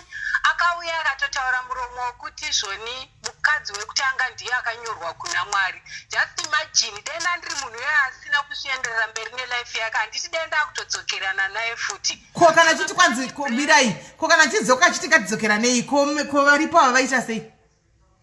Handizive because ndakamubvunza ndikati ini namai vangu vakandudza shone yekuti imba yemunhu haiputswe mune mukadzi. Akati mukadzi wekutanga ndiye mukadzi akanyorwa kuna Mwari achireva inini. Saka imimi vakadzi vechipiri mimi musamboshora henyu maseke ma-ex aya. Some of my ex kaka havakwanisa havo kuzvishandira, vanenge vachida kudzoka, but vamwe isusu tinenge tatoenderera mberi nelife yedu. That's why muchiona tisingatombocheuka kana kuti chinonzi murume wenyu. Asi kana kola imimi tongoti yenyu imi ndimi yenyu makaita move on. Kesi ya kola vabva veguest yangu ari guest vaya, koma ila I miss you anenge aye. Sisi Melly murume kana wadai mbotogamuchira zvese hakuna murume asingahure Sisi Melly. Zvava izvozvi tikada kuita find out kaka iye kola iyeyu ikoyo ndiye akatoita kuti ari kunyora kuti I miss you abve. Mapaona kola taura taka akasvika vava ne 3 years vasiyana kudhara. Sisi Melly papa inyaya dzepasocial media idzi dzekungoda kungonatsiridza munhu saidi rake kuri kunzi kutsvaga kola izvozvi kumisa panototaura kuti ndiye akaita kuti ndibvoyi. Saka zvakuvavira kwashuga zvichitapira kwaasauti. Ndozvatoda kutaura kune vese vechipiri, musambofa makafunga kuti zvicharamba zvakanaka, nerimwe zuva zvichatapira kwashuga zvigovava kwaasauti. Saka ngatiregedze kungoda kuitirana utsinye vanhu vechikadzi, especially ma-second wife. Tachema nemi ma-second wife munobva maononga hamina. Ndo mabig house erai, ndo mabig house. Isusu tiritori mabig house acho tisinge tichinzi hanzi munoda kuzotora varume vedu muchiita semitazi. Hatina basa nevarume venyu, isi takutovadaidza kuti mashurugwi because hatinei navo, takatoita move on. Hey, pakaipa. Saka kwenyu in your case imimi vana zvino zvamakanzi izvo vana handichauiko havasi vangu, saka modii vana moita sei? Because akamboda ndoira nedzungu rekunditi ndakuenda kuma-DNA ndakambokabira it first. Ndopandakaona kuti munhu adondipusisa ndikati aiwa kababa mwana imimi zvamati vana havasi venyu, just go forward nelife yenyu ndongoenderera mberi neyangu. Alright. Vana vane mabheki, vana vane chikoro chavo zvese idea yako ndinayo vana vachazoshandisa mulife, saka vechingoende ndopakatanga kuti amboti vana havasi vangu ndiani. then nhasi ndatofurira mwana mukuru kuti tambore idhedhi ndaona richidaira futi richiti hesi mwana wangu saka ritori confused. Saka kwemi muri kutombowana nguva kutombofunga kuti rega ndinyengere mwana ko mwana muri kumukwanisa papi apa. Sisi MELLY chinenge chichiitika vana vakura right now handiti. Iye akunotsvaga manje kuda kuipi akuda unoshandisa zita rangu kuvana maona. Achitaura kuti mai venyu vakazodai ndakazodai namai venyu ndakazodai namai venyu maona. Kana vana chaivo vakati toda kuona tete anotanga kutaura kuti amai venyu vakazodai natete zvine musoro here izvozvo. Nyaya dzangu naiye dzapinda papi kuvana. Anenge akuda kushandisawo vana ari iye. Vana vanoenda kuna baba vavo here apa. Vana havaendi haadi Sisi MELLY hapana chaanoda ene zvaona kuti vana vapenya vakura ndopakuda kutanga kumirizika. Saka kumirizika kwake arida kudii apa? Arida kuuya kuzoona vana here kana kuti vana vamushanyire here? Arida kudii kumirizika kwari kuita apa? Arida kuti vana vaende kusaidi kwake iye. Inini manje ndachiipa ndanga ndichichengeta vana 14 years dzese idzi ndini ndamuipi manje. Kuti vana vabva vatiza vadzokere kuna baba vavo ndozvakakuda. Nekuti vakura akava kublinga. Vanga vaine nhama ndifungoti aimbovatoreni. Sure. Hapakaita saka izvozvi raiti nhasi akati ndokumbira kuti vana vambouya vazondiona munopa bvume kuti munoramba. Handibvume Sisi MELLY kusvika auya ine good way. The first thing yaanofanira kuita kwandiri kaka anofanirwa kuti thank you nekureisa vana kwawakaita handiti in a good way. Then toita second stage kana asina kuti thank you nekuita chivanhu chinofanirwa kuita kuna amai vangu vakarera vana haatori. Haikona kutora kuenda kunovhizita havo vachidzoka. No, ngatanga auya aita zvinhu zvinofanirwa kuitwa kuchivanhu nekunditi thank you kwandiri nini because ene 14 years dzese idzi ndinogara musango kuti vana ivava vaende kuchikoro nekudya. Okay.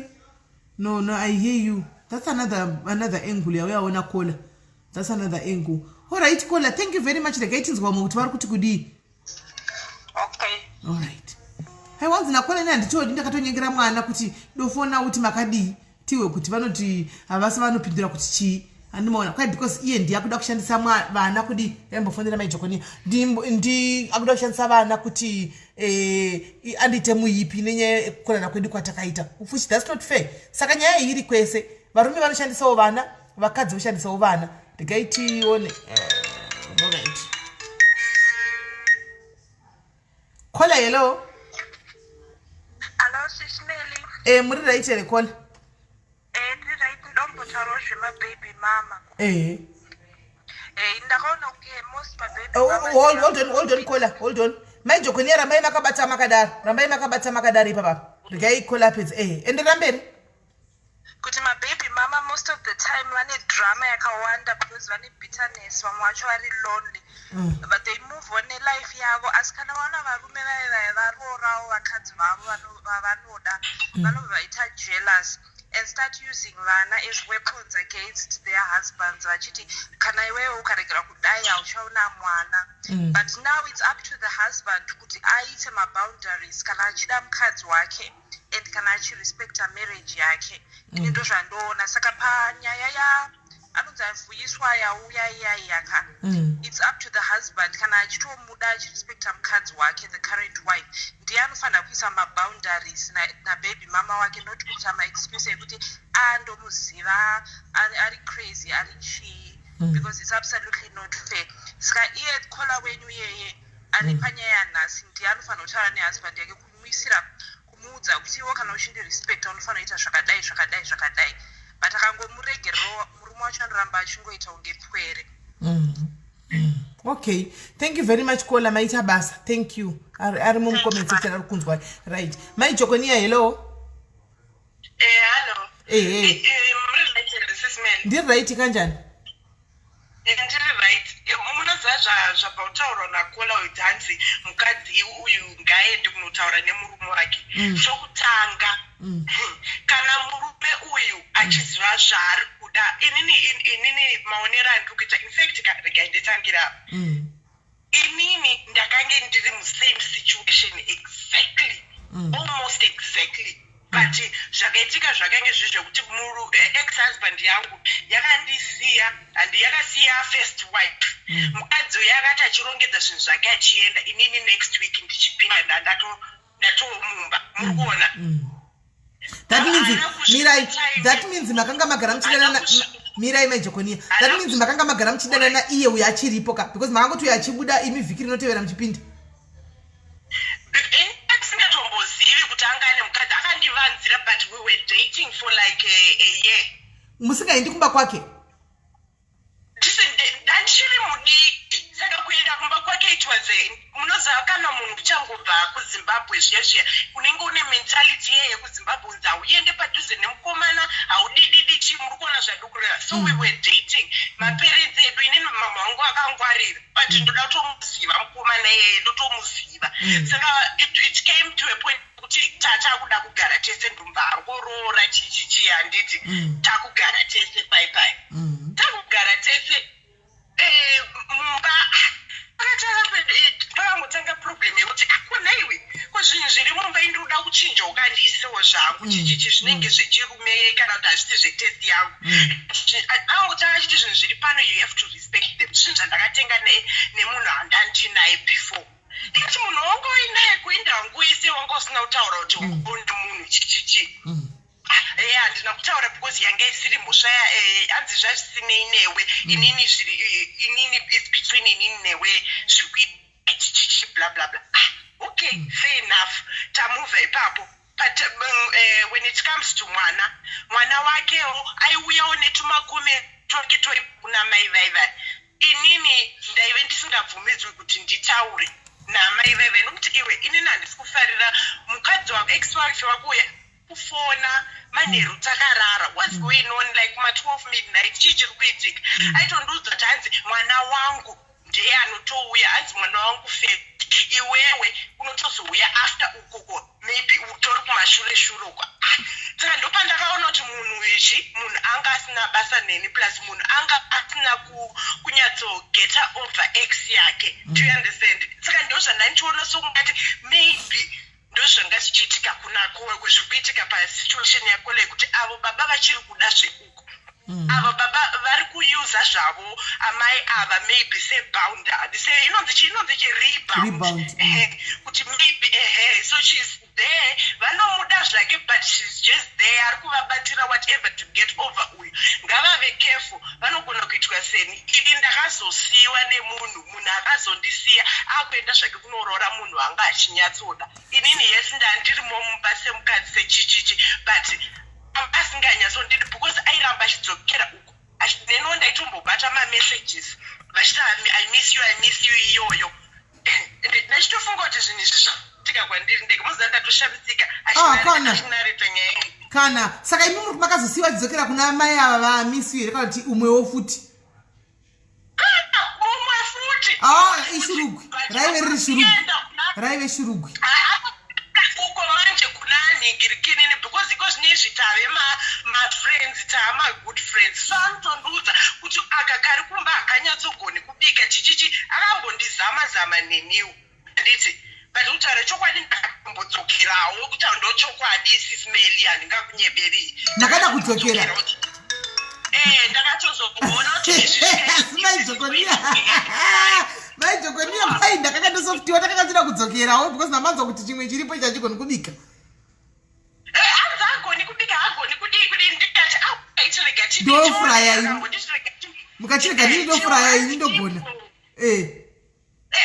akati rega kuona kuti maybe relationship yedu inogona kuita here ini ndakatoti pane chakaipa munhu wandine mwana naye ndopandakazoona kuti munhu uyu kawe anoramba achidzokera uku kumudiki uku ndopaakazombondiudza kuti ndakambozvitraya sori ako ndikukudza chokwadi ndakambozvitraya tiri tese ndaimbopaipe pandainosiya mwana uko ndaienda mbonorara naye mukadzi uyo because saka varume havanyatsozivi zvavanoda mukadzi uyu ngaangwari maijokonia ko payauya kwamuri mimba yapa paisofta kuti ndakuda kuti chidzokerana uye kuzofuraya nokuti ava ariko havagoni kufuraya ava mamusingalow here imi lulalula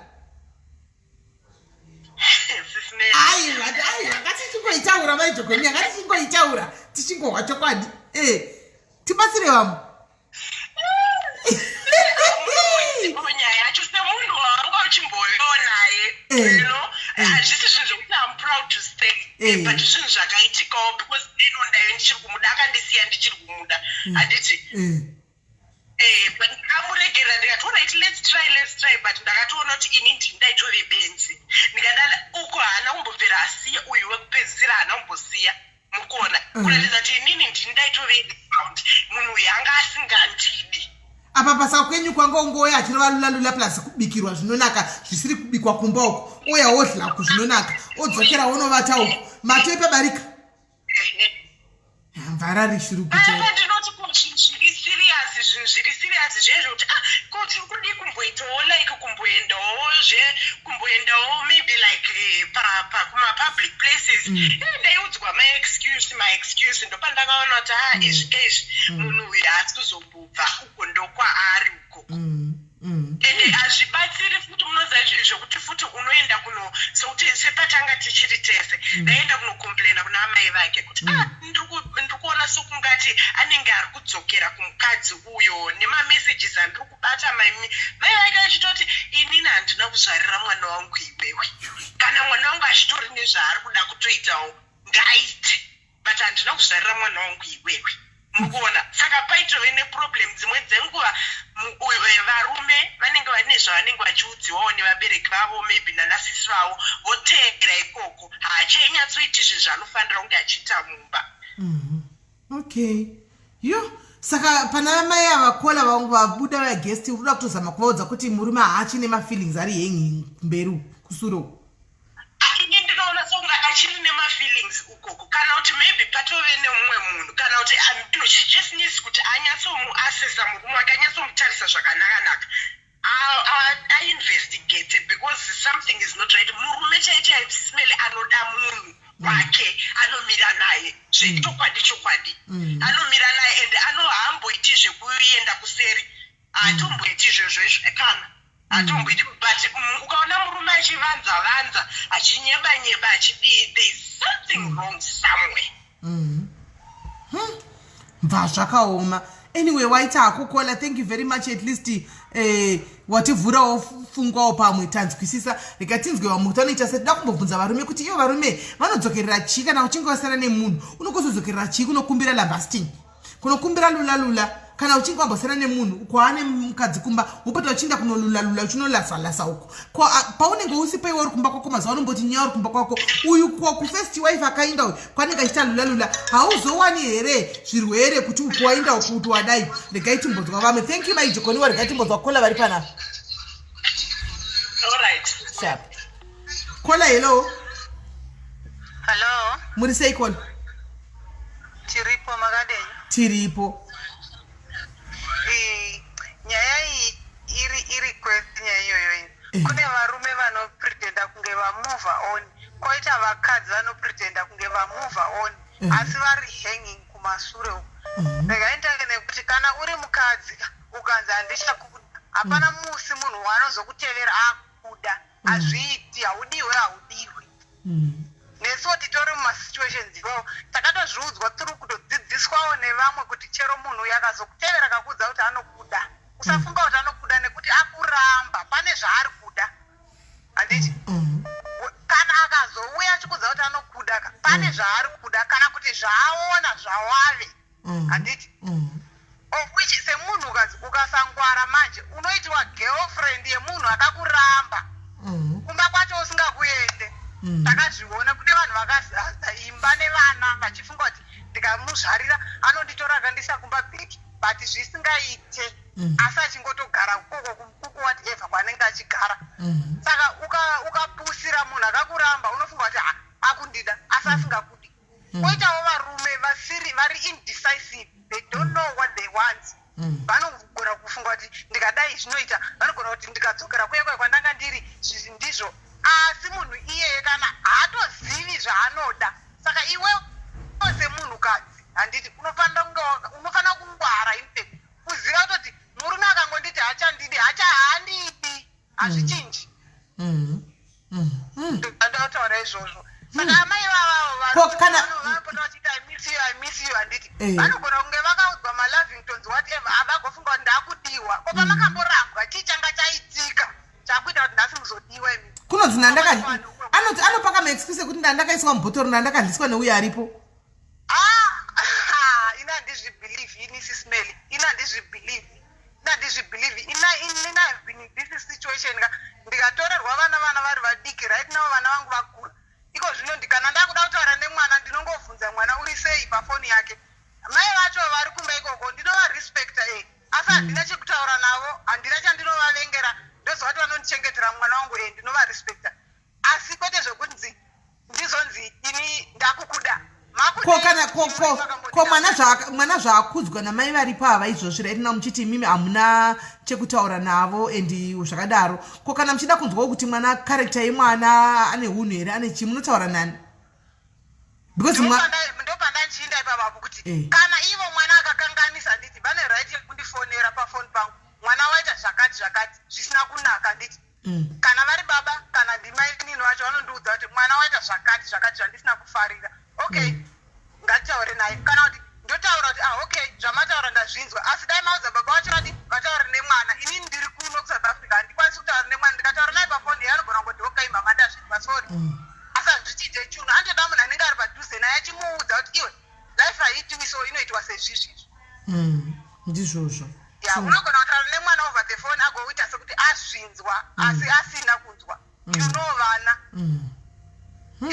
Saka nyaya yekunzi unoteverwa kwawakamborambwa ugozonzi ndakukuda. Unoitwa girlfriend nemunhu akakuramba. Nemurume wawo ne-ex-husband yako. Ugotovonika ugotoramba uri pachinhu chimwe chete nekuti munhu anenge akutoona kuti varume vari kunze. Kuna varume kakudzo vanonyeka vakadzi vasina varume. Munhu anenge akutoona kunge iwe ndatosiya keke rangu razodini paya akunge akukuda. Izvo hapana, haakudi munhu kana ambokuti hakudi.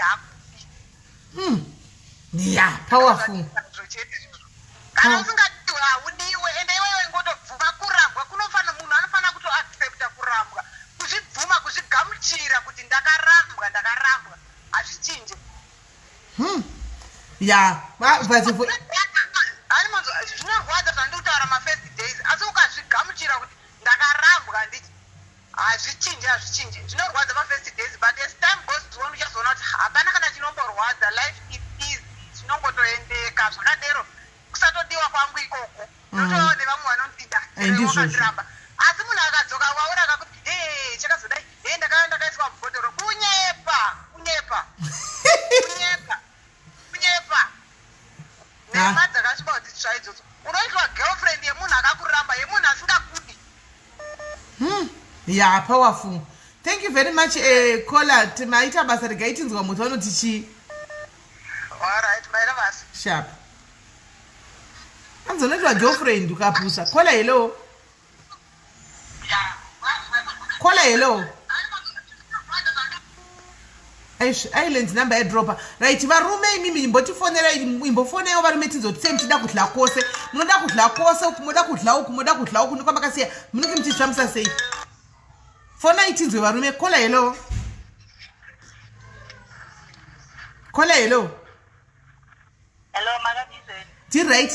Na caller imbomira kundida kumbobvunza varume vandikuona varume vari pana pasingari vasiri kuda kutudza chokwadi. Tinana baba Gordon Changata varipo panapa. Tinana Brian Maloni Kaswa tiri kukuonai pamusoro apo. Tiri kuona Chris D tiri kukuonai pamusoro apo. Ana tendezi asi tokuti ndikuda usati wawana. Kwezi hono dziri padenga apo. Matitodiko uya mutipe ma experience yenyu apa tinyatsokudzidza kuti zviri kufamba sei kwenyu, muri kuzvigoda sei, muri kulamba sita kwese here kana kuti muri kufamba sei. Kola enderai mberi.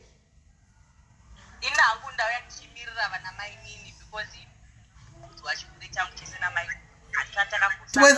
kwidzai volume call, kwidzai volume, wedzai volume pafoni yenyu. Mati muri kumirira vana mai nini, kwidzai volume. Yes, kwidza vana mai nini nenyaya yekuti vana mai guru basa ravanotaura kunzi vana mai nini vese mahuri.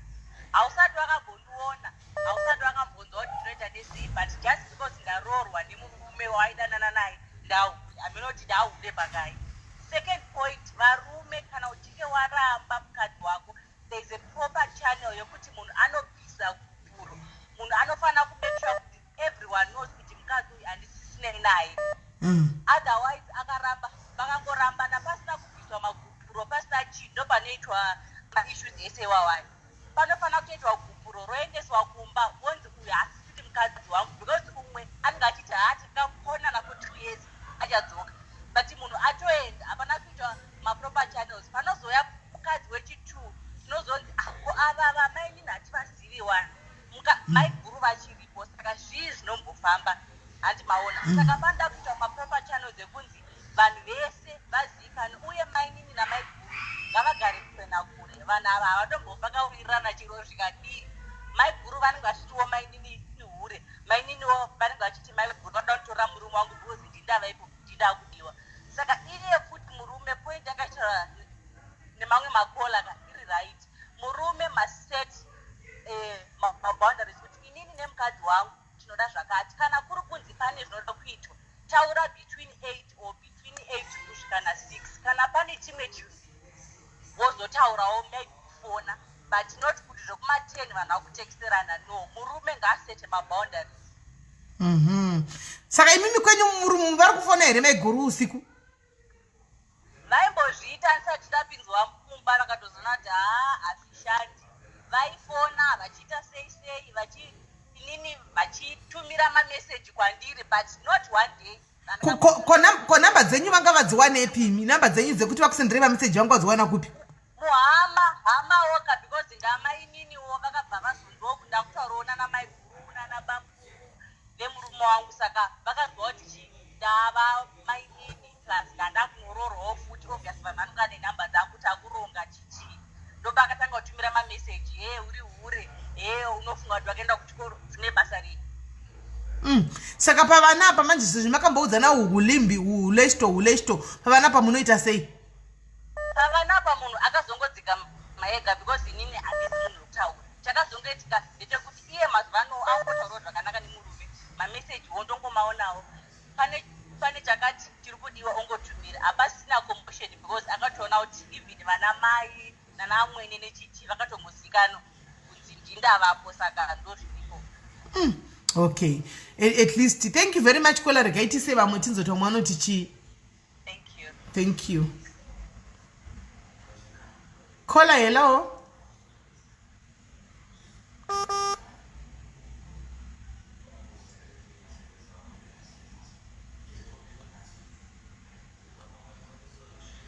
hanzi ndiri kumirira vana mainini nokuti vana mainini nokuti imi vana maiguru imi munenge makaenda munoita basa rekutuka vana mainini muchiti kwai mahure tiri mahure pakai kwai nokuti munenge muchiti tiri mahure munenge muchiti mahure pakuti kudii saka vanga vakamirirawo vana mainini handiti munoona kola hello ndiri raiti muri sei kola tiri right okay inini hazvina kuitika zvakaitika kune mukoma wangu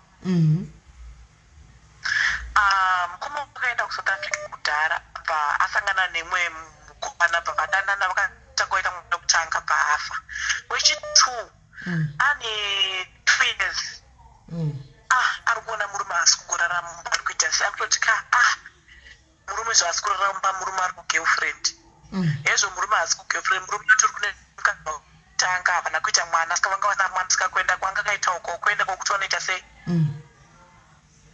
vanosvana kusvika sisi vangu vaenda bvaunzi hanzi inini hana kuronaka kuzimbabwe saka enda kuzimbabwe akangotumidzira tsvakirai kuno sikanzi enda kuzimbabwe nezvinhu ndikutera ndichiroora sisi vaiva kutopeka zvinhu hamai mwana kuisa mbhazi kwakuenda kuzimbabwe murume kwaakutera akatera akabati ache kuti ndiuye kumba because ini handa kupedza zvisi zvokuba tisanganei kwatete ko ichitatogadzirira akakuti tikuenda kunowana kunodhiskasa nyaya dzekunoroora mai mwana murume kwakusvika kwakupa tete madamage neguburo $1 akaramba zvinotyisa murume uya paadzokera kuSouth Africa kune mukadzi uya paazomudzoti sori zvako pandakadanana newe munhu uyu angaenda kuZimbabwe saka takati saka pakadzoka tikangokontinya saka iwe uchienda zvako kumba kwenyu sisi vangu zvabva wabata bvawozodzokera kuSouth vanga vari Cape Town papusa vangu bvawaenda kuJoburg vaenda kuJoburg 2 years mwana akaane 4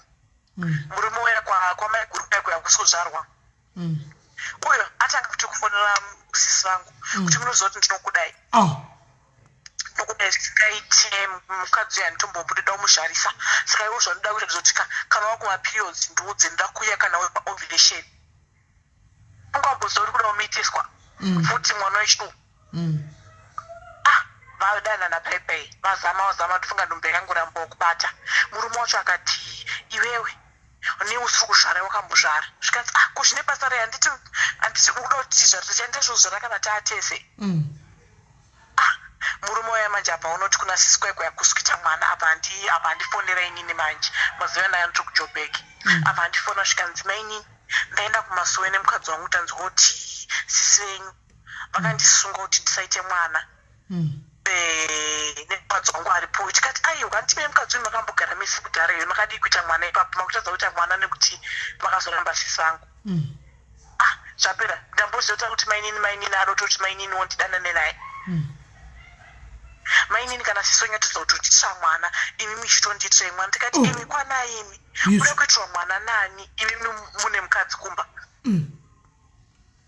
varume ava vanoita mashura chaivo mashura sisongo vakatizozona kuti hapana usaimboti akaenda unoti nya uzodzoka kadzoka ruda nyadzi kuti zvizvaruremo mwana wechitu izvozvi mwana atone 7 years iye kumukadzi uba kuna mwana akaboekana kumukadzi wani vakuta yangu manchista yangu akabva yasvikuna vayati inini kunozvi ndikuenda kuchikoro ndiri kuenda kubasa chigara ine mwana ikoko bva aendesa mwana kucape town saka mwana kuti vanongofona kune mukadzi uyu kuti kune usingafona kuchibvunza mwana saka varume vanoita ndia vane mashurashura vangotojambirane kuna mainini kuti kwai ndiitirei mwana vanhu vacho vambonyanya kushambisa vanhu zvambodiko zvavaripo wane vamwe achitichi zvikanzi muzukuru wenyu ari perfect ndakaita wiki ndisipo pamba hapo kuti anongondisiya ndakadaro saka aida kupopoterwa saka anondiuraya anzi anondiuraya mumba sha chai hanga zvakaoma ndomurandirwa wakaita mwana kuti mwana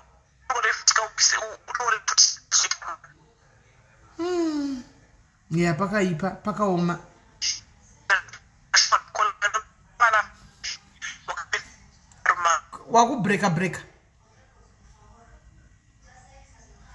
wakubreka kola abva adona. Right guys, mirai ndimbo toda kufonera mai vaya tinzoti vari safe here. Todaro mumwe wedu asungwa pano guys. Mbomirai 2 minutes. Mbomirai 2 minutes toda kufonera mai vaya.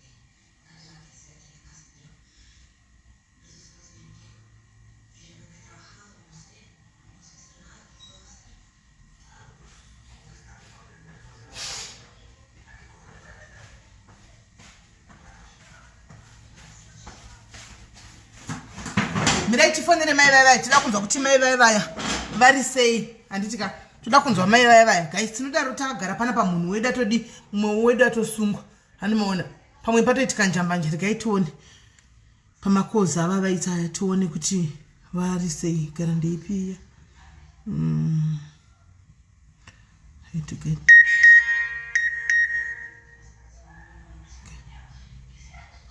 pana kuti munodaira foni kani inenge yakawandirwa kola azvisikira kuti handiri kudaira foni but chiri kuitika ndechekuti foni inenge yakawandirwa.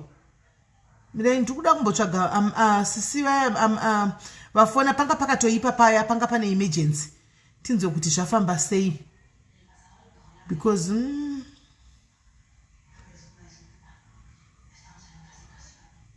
ndomboscrolla back down kana yanga iri +44 handiti kokusiriko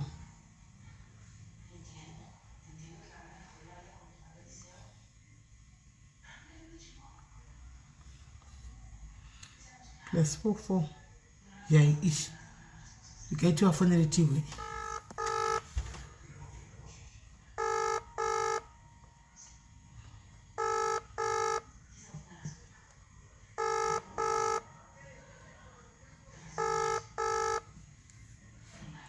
especially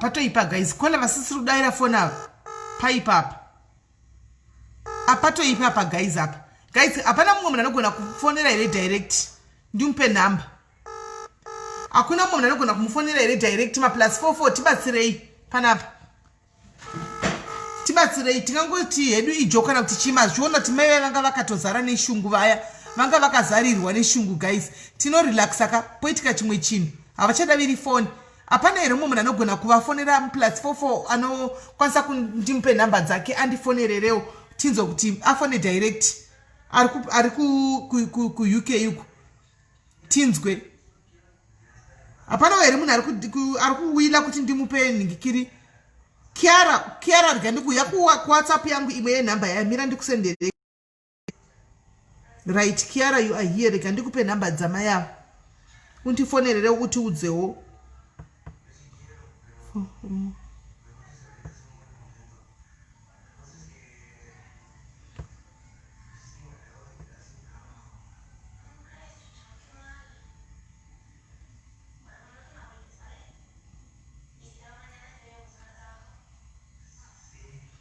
Kiara ndakusendera WhatsApp yako Kiara ndakusendera WhatsApp yako Kiara ndakusendera WhatsApp yako Kiara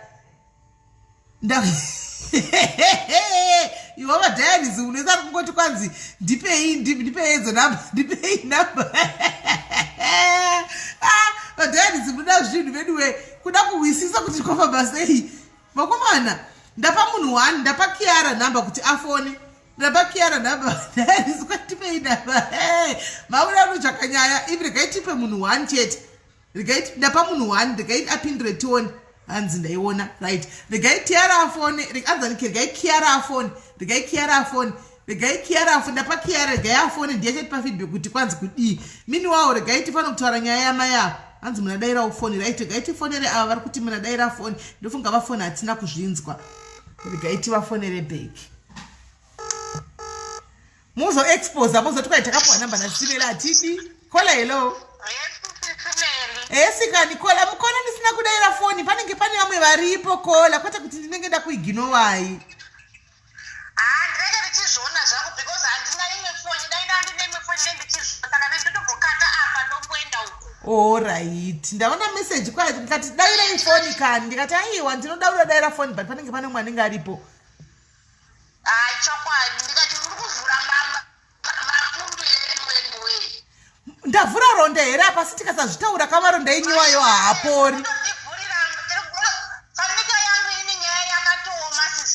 aiwa tiripo hedu takatogara tiri kutandara kudai tipei nyaya tinyatsonzwisisa tigero zvedu tiri pano mati tinomanyirepiko sisimeli inini ndiri mumwe akasiyiwa nditika ndasara kudaro handina zvekuda zvokumbotera x kutera x is not a good thing to do kana wasiyiwa tsvaga zvako tsvaga anokuda ngekuti x anokutambisa ende unozvaniswa zveumwe mwana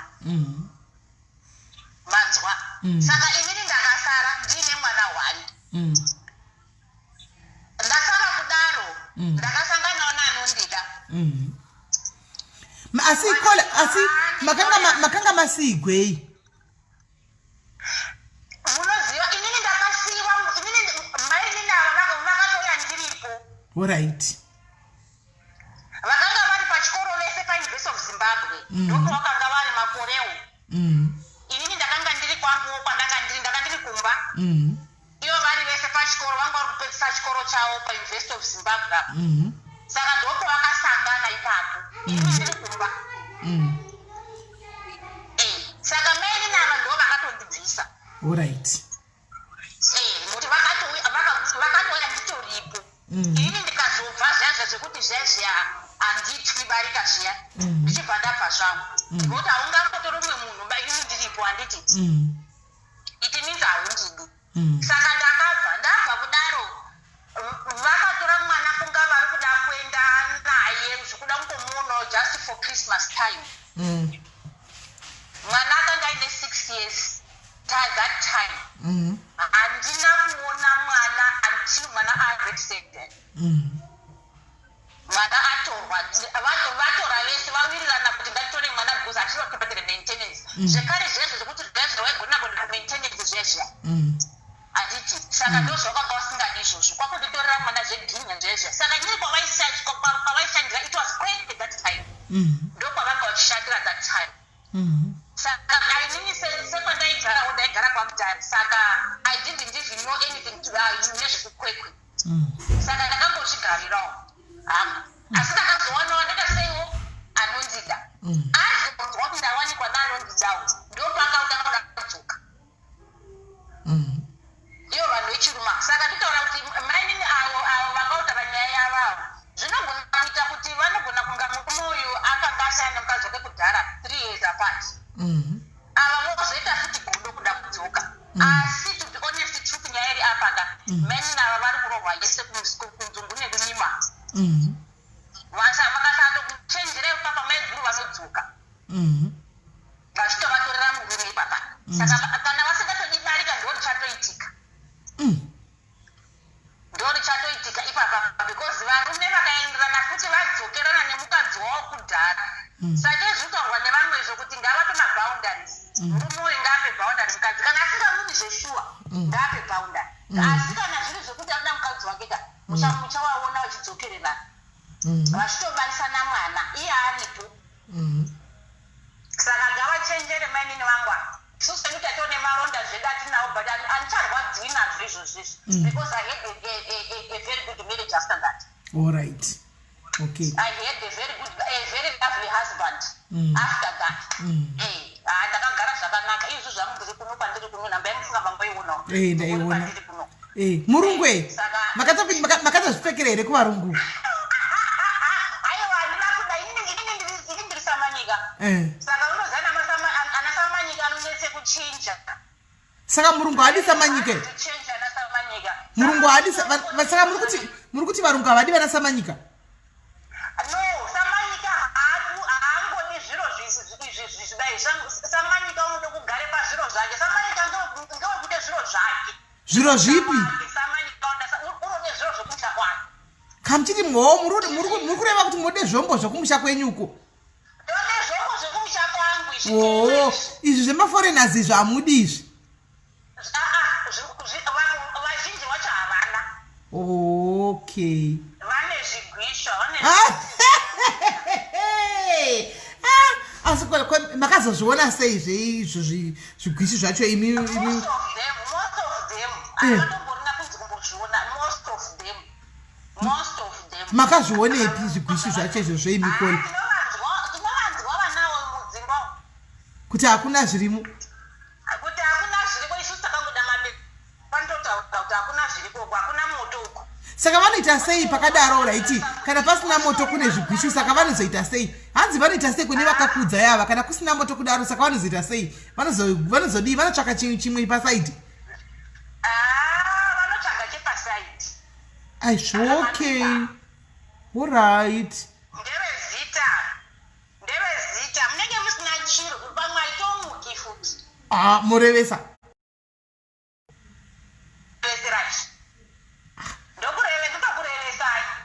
Saka kureva kuti vanhu kungogara zvavo kungogarawo kuti uda kuona mapepa angu chete. Kundogara ndira kuona mapepa angu. Kugarira bepa. Ndora anonga achida. Kakangori wanga irorero ndizvo zvona kunenge aina yakagara kwemba imomomo. Hayi sundira nasamanyika tinowana wediwa. Asi hazvo zvagara nokuti zvagara hazvo varungu handiti varungu vazhinji kola tinongohwa kuti vanenge vasingadi zvokupfekedza nezasuku kune uchida zvokui vanoda kungodliwa nokudidi hamino zviriko mazano zvinoitwa nevechidika handitika saka kudawo vakadzi vanenge vachingoti hatinawo basa nazvo.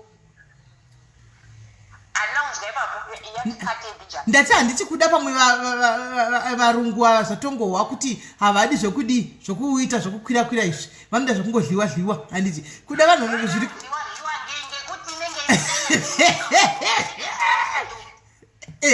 inenge isina moto zesa hapana la saka vanoita zvokutodla saka vanhu vanotongodla wanorya uchiziwa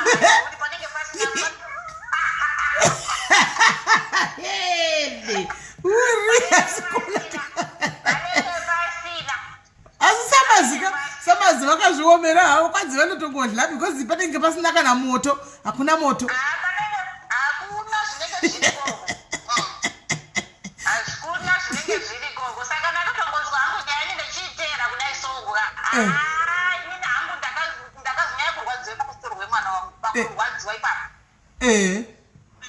ndopakazonditi rwadzi ndakarwadziwa ndo ndakanga ndine murume aindidaga ndakazoshaya zvake murume wangu passed away ndakarwadziwa panyaya yokurwa mwana 6-7 years ndisingazivi kuona mwana wangu asi aripi mwana izvozvi mwana akazouya zvandakazendangoita sisimeli makazoita sei kusamanyika sisimeli ndakati iri christmas time because ndakanga ndakuziva kuti machristmas time aya vanouya wohwanda ikoko kumaruzevha kwawo saka wauya wahwanda kudaro inini ndakaendawo kumusha kwekuya iri christmas time yanga new year christmas yanga itiperei it was 31st of December ndobva ndafamba because paifambika kubva kwataigara kuenda kumusha kwawo it was a walking distance kubva mudanga mvura medu kuenda kumaruzevha kwawo saka it was a walking distance saka ndakafamba ndikaenda ndichisvika mwana akanditiza nekusakuzivai nekukanga mai kusandiziva nezvaaiudzwa mwana ane zvaaiudzwa akatiza during the day ndobva ndadzokera kumba pandakadzokera kumba ndobva ndanoisa fiwo mumota takabuda mumba 12 midnight kudzokera futi ndopa ndakadzokera futi 12 midnight saka ndadzoka takasvika futi mwana vanga varara at that time ava vanomirira sababa vacho vaimwa that time vari kumadoro pavanga vari kumadoro saka isu takaenda kumba tobva ndasvika vadasei tonnoka tichingopinda kudai mwana bva angoti futi ba kudai mwana bva apinda mumba maakapinda bva azvivharira sechidhoro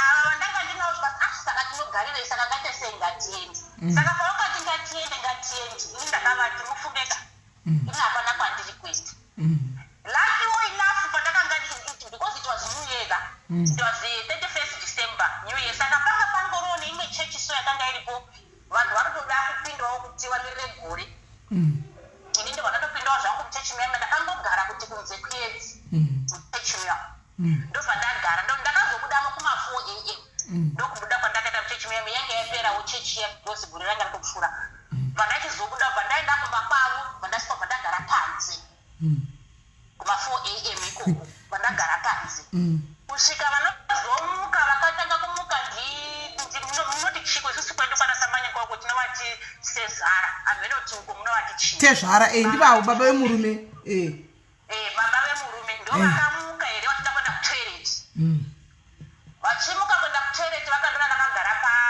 panze vachibva vashamisika kati iwe uda kuuraiwa ugotisiya ngozi mumusha ndikati kana ndikafa ndikasiyiwa nengozi mumusha inini ndiri kuti mwana wangu ipei mwana wangu ndite sei ndiende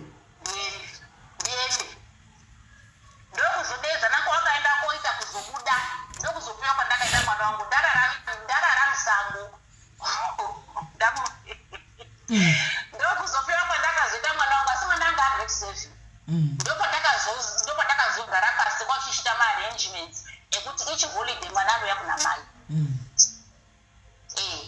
izvozvi kutaura kudai so mwana wangu atokura ndeaccountant kutaura kudai izvozvi ndeaccountant ndaakutourora manje ndinenge ndakutoone muroora hama yarudzi akura hama yarudzi saka ndomatorera ndakazeta ndokuzopiwa kwandakazeta mwana asi ndakambogara zvekuti zviya vanhu ava vechirume ava vanokurwadzisa kana vachida kurwadzisa zviya vanozvida vanokurwadzisa ngoti nini aindipe mhosva yekuti zvanzi handizivi kuramba saka mwana ndotora ndikati aiwa unogoti handizivi kuramba chirudzwai kana munhu uchinga waunzirwawo munhu pamba iwo uripo it means washorwa hausuchadiwa it means hausina basa iwewe saka unobva hapo kasana ndakabva hapo kopapa ndichakachadai ndokusiyira yangu mukana kuti munyatsokufara zvini handiti saka ndakanga ndatadzii asi ndakangorwadziwako mana ndizvekunyeba handiti ndakarwadziwa kurwadziwa chaiko chaiko kurwadziwa chaiko chaiko navanhu avanorwadzisa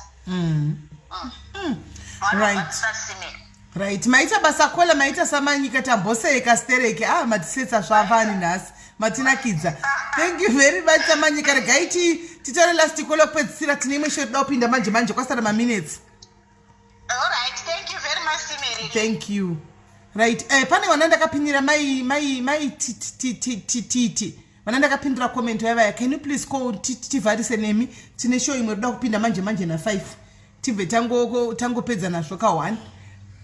Wana ndakapindira comment vati vakumbirwa nashamwari yavo kuti vafone vaya vataure nyaya yeshamwari yavo, can you please call tamirira koli yenyu kuti tibve tapinda mune imwe show.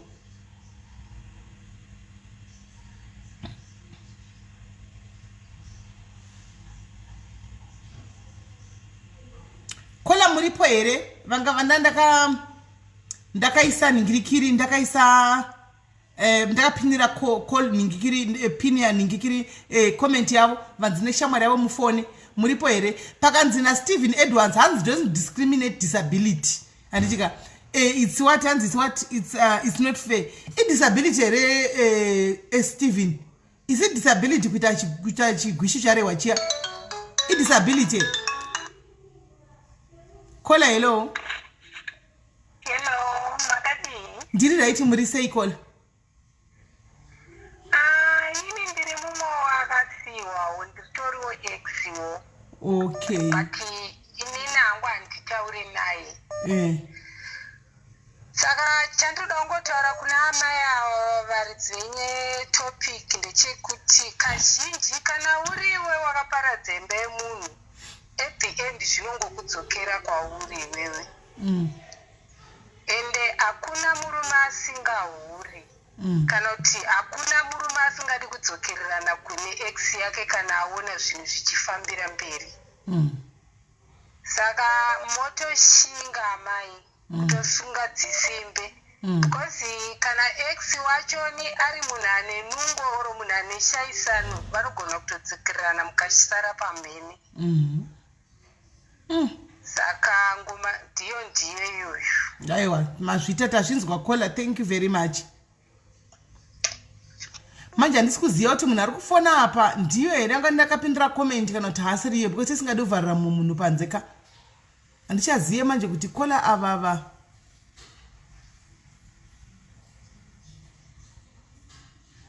handichazive manje kuti kola ava ndivo here vanga vachida hanzi I'm trying to call iri kuramba izvozvi fona esi fona hapana munhu ari kufona fona izvozvi hanzi +44 foni yake haichapindi mukadzi uyawo kufona chiti emergency hanzi namba yake haichapindi hanzi foni yake haichapindi yakuenda kuvoicemail that means ndofunga patoipa ndofunga patosvika pakuipa hanzi namba yake haisi kupinda chifona izvozvi right. I hope ndiwo hello ndiyo ngachitoya kufona. Alright. Muri sei kola? Ndiri right. So inini my friend is in a situation yekuti baby mama vanga vasina kuroorana navi but vanhu vakamitisana and vanhu vakakura vachigara munharaunda imwe chete. So problem yange yekuitika ndeyekuti anga vakunetsa vachiti hamisi kuchengeta mwana, then they took mwana in, mwana anga atokura. Vatora mwana in, mwana uya nemishonga ende pese paraya nemishonga mwana vainetsana mumba. Vomboedza kutaura kuti ona zviri kuitika pese panobva mwana wekuweekend tinoita sei tinonetsana. Ndokubva vanga vaine support from hama. I'm not going to mention names because arimo comment section nedzimwe hama dzirimo comment section. Zvakatoitika I think a month ago. Okay. So pane midnight prayers atinoita. Ndokubva tangotanga kukurudzirana semadzimai anga tina mate mwana atokura atokuenda form 1. Takurudzirana ngatina mate tenga tina mati mwana akatestifya ega SIS MELLY kunyora tsamba kuti sorry mama pese pandinoenda kumba ndaipiwa mishonga kuti ndikuisirei even mumvura nemuchikafu. Mwana yani makore mangani? Handisi kumention hangu makore but no, I mean musa mention makore but I mean range yacho kuma 20 kuma 18 kana kuti less than 20 kana kuti more than 20. No. Early teens. All right, okay. All right. Ndobva atomenshena kuti ndo zvaitika saka akanyora iri tsamba ndobva angoisa pasi pedhoo ende ndikawana time ndichakupai mascreenshots achona netsamba yachona kuseri kuti sorry ndaipiwa mishonga kuti ndikuisirei muchikafu even mumba menyu nematombo ndainzi ndikuisirei namama but handichazvida ndaona kuti mune mwoyo wakanaka ende mwana uyu ari kuma early teens akanyora tsamba so ndokubva my friend aiudza murume kuti ndo situation iripo but then papamba apa pana vamweni ndobva panzi mwana mamuinsighta kuti aite izvozvo muri kuabvisa mwana ikatoita nyaya then ndobva vati ndadonha neshuga kana ndikafa iwewo ndiwandikonzeresa because uri kuinsighta mwana kuti ataure zvinhu zvisiririzvo anga ari kupiwa mushonga chii mwana akaneta SIS MELLY zvekuti aigona kungotora huku muchirugi chamai vari oendesa ubva ati kumba kwedu mai musiri kutenga nyama saka ndangofunga kuti rege nditore huku dedi vachabhadhara and a lot of things zvaiitika ava mai ava vakatororwa nemurume wavo but she caused a lot of harm and a lot of things were happening kumba kwemukadzi uyu through mwana iyeye so mamwe mababy mama will never let go vanotozoenda to resort to other means kuti vawane whatever they wanted. Saka mwana paakazonyora tsamba iyi mukatadza baba vakati kudise zvavaimbozviramba kuti mwana angapiwi mushonga chiya nayo vakaedza kutaura ndopamai vaye pavakati ndotoda kuripa kuchengeta mwana achita mwana endai munondiroora kumusha kwedu because ivo vana baba vachona futi vane system yekuti kana mukavaudza imimi kuti honai zviri kuita hunhu uri kuita mwana sososososo havabhilivhi kuno uchinzi mwana wangu is always right iwo ndionengwa kutotwa munhu akatoipa anenge akuda kutoitwa muvengi and always I would tell you kuti please chengeta mwana ana mhosva kuti shaona zviri kuitika situation handiri kutsva kudumbu nekumusana but zvanga zvisingaite ende hapana aigona kumunzwisisa till mwana atozonyora ega tsamba nerunyoro rwake kuti ndisori zvenyu mama ndo zvaiitika ndokutozopombodzeka kwakaita nyaya yacho but they almost broke up nemurume nenyaya yemwana saka havana kubvunza here avamai vakuru ava kuti kwese mai pamwana mushonga vakazviramba vakati ndokusungisai muri kundipomera uroi inga zvakaoma because ndo zvinoitika kazhinji vana baby mama vanongotonga mudzimba imomo ende kana vana mainini vazhinji vanenge varipo you have no say hamuna say you can't say anything you can't hauna chaunotaura because ndiye anenge achikola mashots how using vana so normally vakazama kuti vana mainini ava vataure nyaya kunonzi no haidaro uyu igolden amene whatever child saka ndiye anenge achichererwa pane zvese ndiye anenge akutokola off team mashots vese inenge yavategi team saka panenge pakangoipa ipapo aitosvika pasituation yekuti kana pakabikwa muriwo wanga asingade aitobvisa poto ubika wake waanoda ari musikana sure at least I'm happy kuti mbobava vakazozvionera vega vakazozvionera mwana aipiwa mushonga chiya nayo mumba animona aka vakazozvionera because dei anga ari mumwe aigona kutoramba kuti hakuna mushonga yanopiwa kunyepa une ruvengo saka ndodzimwe nyaya dzinosangana nevakadzi vari mudzimba vari kugara nevarume vane vana vavo kudhara vamwe some baby mamas will never let go okay thank you very much kola regai titi maita basa ndofunga taizeya tambonzwa regai tiono tapinda munyaya yedu yechipiri alright guys alright guys ndo nyaya tanga tinayo nhasi nyaya iyi kai yakaoma nhanzi make I talk finish Okay, nyaya yakaoma guys nokuti ine mapati maviri tati inoti baba yoti ex yava baby mama yoti vana vacho pakati saka ine nyaya inenge ine 3 part andimaona yozoita ava vanenge vari kusera ava varipa vamaini navo saka nyaya dzacho dzakangooma tikada kuti titange chero kuita runasika pa 95% apa munenge muchingofona 95% munenge muchitofona aiwa guys hazvina basa kuti ndiye auya senge shamwari kana kuti kudii but chikuru point yake tainzwa nditi